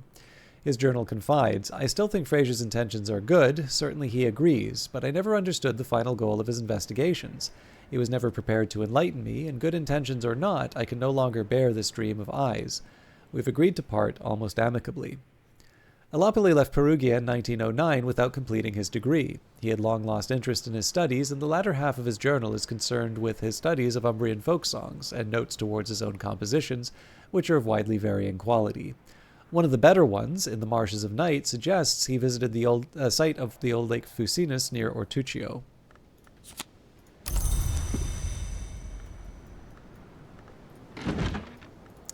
The Temptations of Architecture. The antiquarian and nyctodromist Ambrose Westcott writes of the dangers of doors, with particular reference to a house in the Bounds named Treowin. No doubt they have come to regret the ambitions of their winding stair, even now in Treowin. A silvery sea is unwisely visible from a rash window. Westcott explains that excuse me. With the wheel locks, the charge holders of Treowin have had recourse to dramatic measures to prevent oniric encroachment, removing the entire top floor of the building. Nevertheless, he writes, the business of the Moon Hall has begun to touch the other business of the house.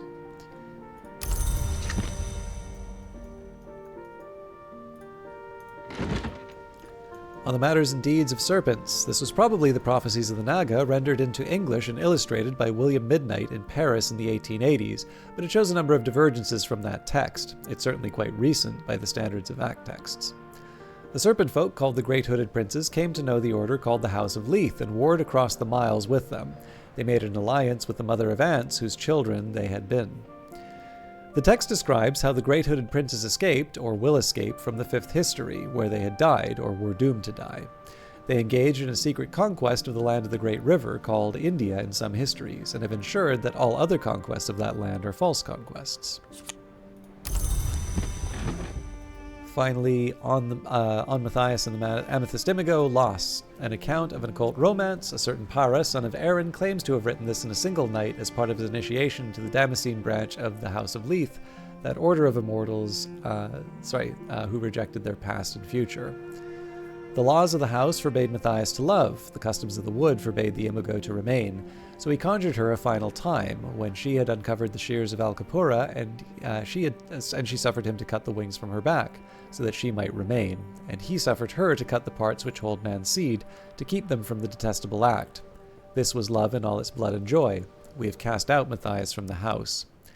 In the cradle of the roots, Matthias and the imago left their names, and although their names were lost, they found their name-day riddles.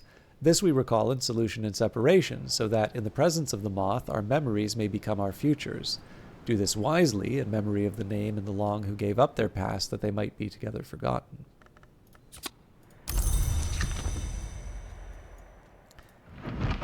Oh, and the account of Kanishk at the spider's door, Lot Kahuli, Kanishk's victim and lover, wrote this account, perhaps posthumously.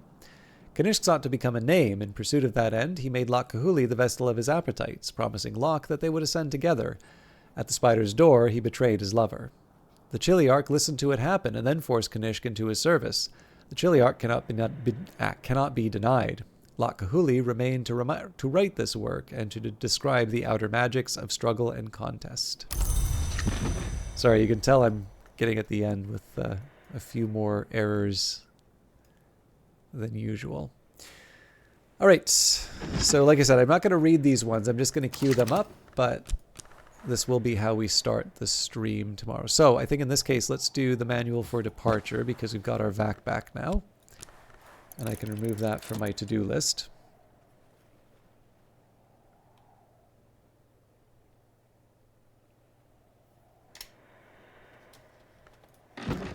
Then we'll finish off the secret, stolen secret list.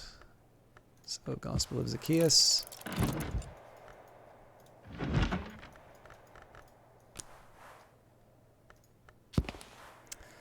Tests and their evasions is if you've seen text.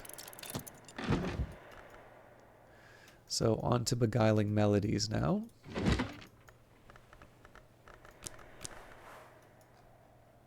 So I think we'll need another few scenes, so I'll remember to put that in the IOU.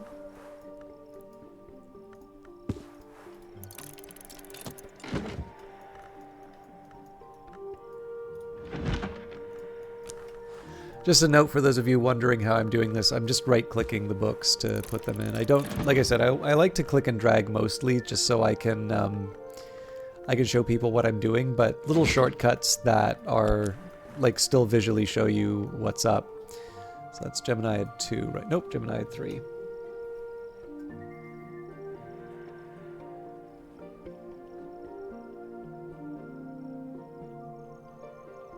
But yeah, so things that at least show on the screen what's happening, I feel a little safer with.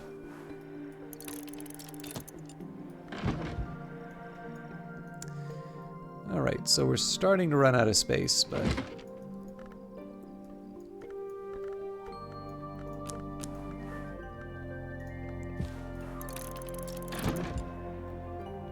and then start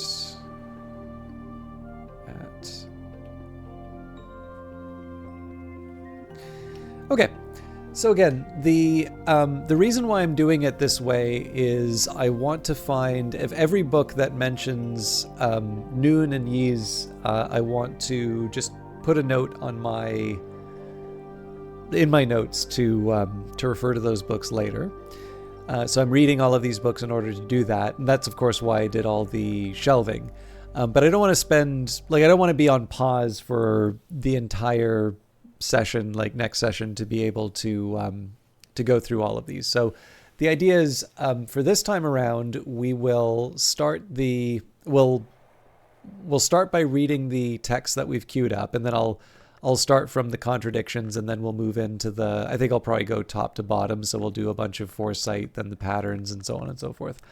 But yeah, so we'll make sort of our slow progress through all of the various books. And of course, while that's happening, we'll have either another entry in the affair of the particular... Actually, it's almost certain we'll have another entry in the affair of the particular mystique. So we'll carry on with that. And then, depending on who the visitor is, we will have the salon either first day or second day. We've already got everything in place. And then after that, we'll get a book from Oriflammes. We'll sort of try and fit it into our existing system here, and then kind of carry on in that spirit. So the remainder of something like Autumn will be spent reading the books. And then, of course, once we've read all of the books, that's where I sort of feel a little more comfortable sort of speeding things up and just going from season to season. Because at that point, I've sort of explored everything that I want. I'll have the information that I need to write the final entry in the book. And that's really just a question of getting the remaining visitors. But again, all of that is stuff that I'm happy to deal with. In fact, one thing I could also theoretically do, if I wanted to do trial and error for the affair of the particular Mystique, I could actually load up every visitor possible and just finish the event, and then get the next one in 2 seasons. That isn't necessarily something that I would normally want to do, but given that I'm doing this on a live stream, I might actually be tempted to try and sort of get through these events a bit faster. But all of that is something I can handle in a future stream.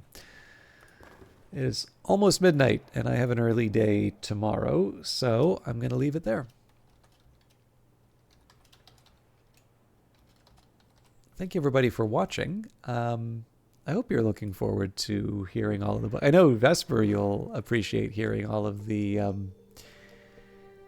lore based on your comment before.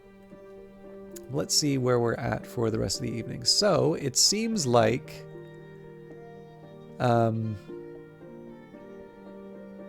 seems like nobody's doing Book of Hours. However, I do see that Prosciutto Fist is doing Death's Door. So she's been having a lot of fun with that one, and it does feel nice to be able to raid Prosciutto Fist and give her a little bit of boost to the viewership. So she is actually somebody I found playing Book of Hours. I don't think she'll be playing it that much, though. I don't know if she didn't care for it or just likes to reset the game a whole lot. But definitely a very friendly streamer. In fact, her mod Viridian is also a lot of fun to hang out with. And I've actually noticed people, like, I'm intrigued by Death's Door, so a couple of you may find this a fun watch. So it's a little bit kind of Hades-like, but I'll leave you all in her capable hands. She can explain what the game is. I'll be back Friday. I'll probably be a bit later Friday, just because it's shaping up to be a bit of a week, but. Thank you, everybody, for hanging out tonight, and we will see you in the next one. Until then, take care.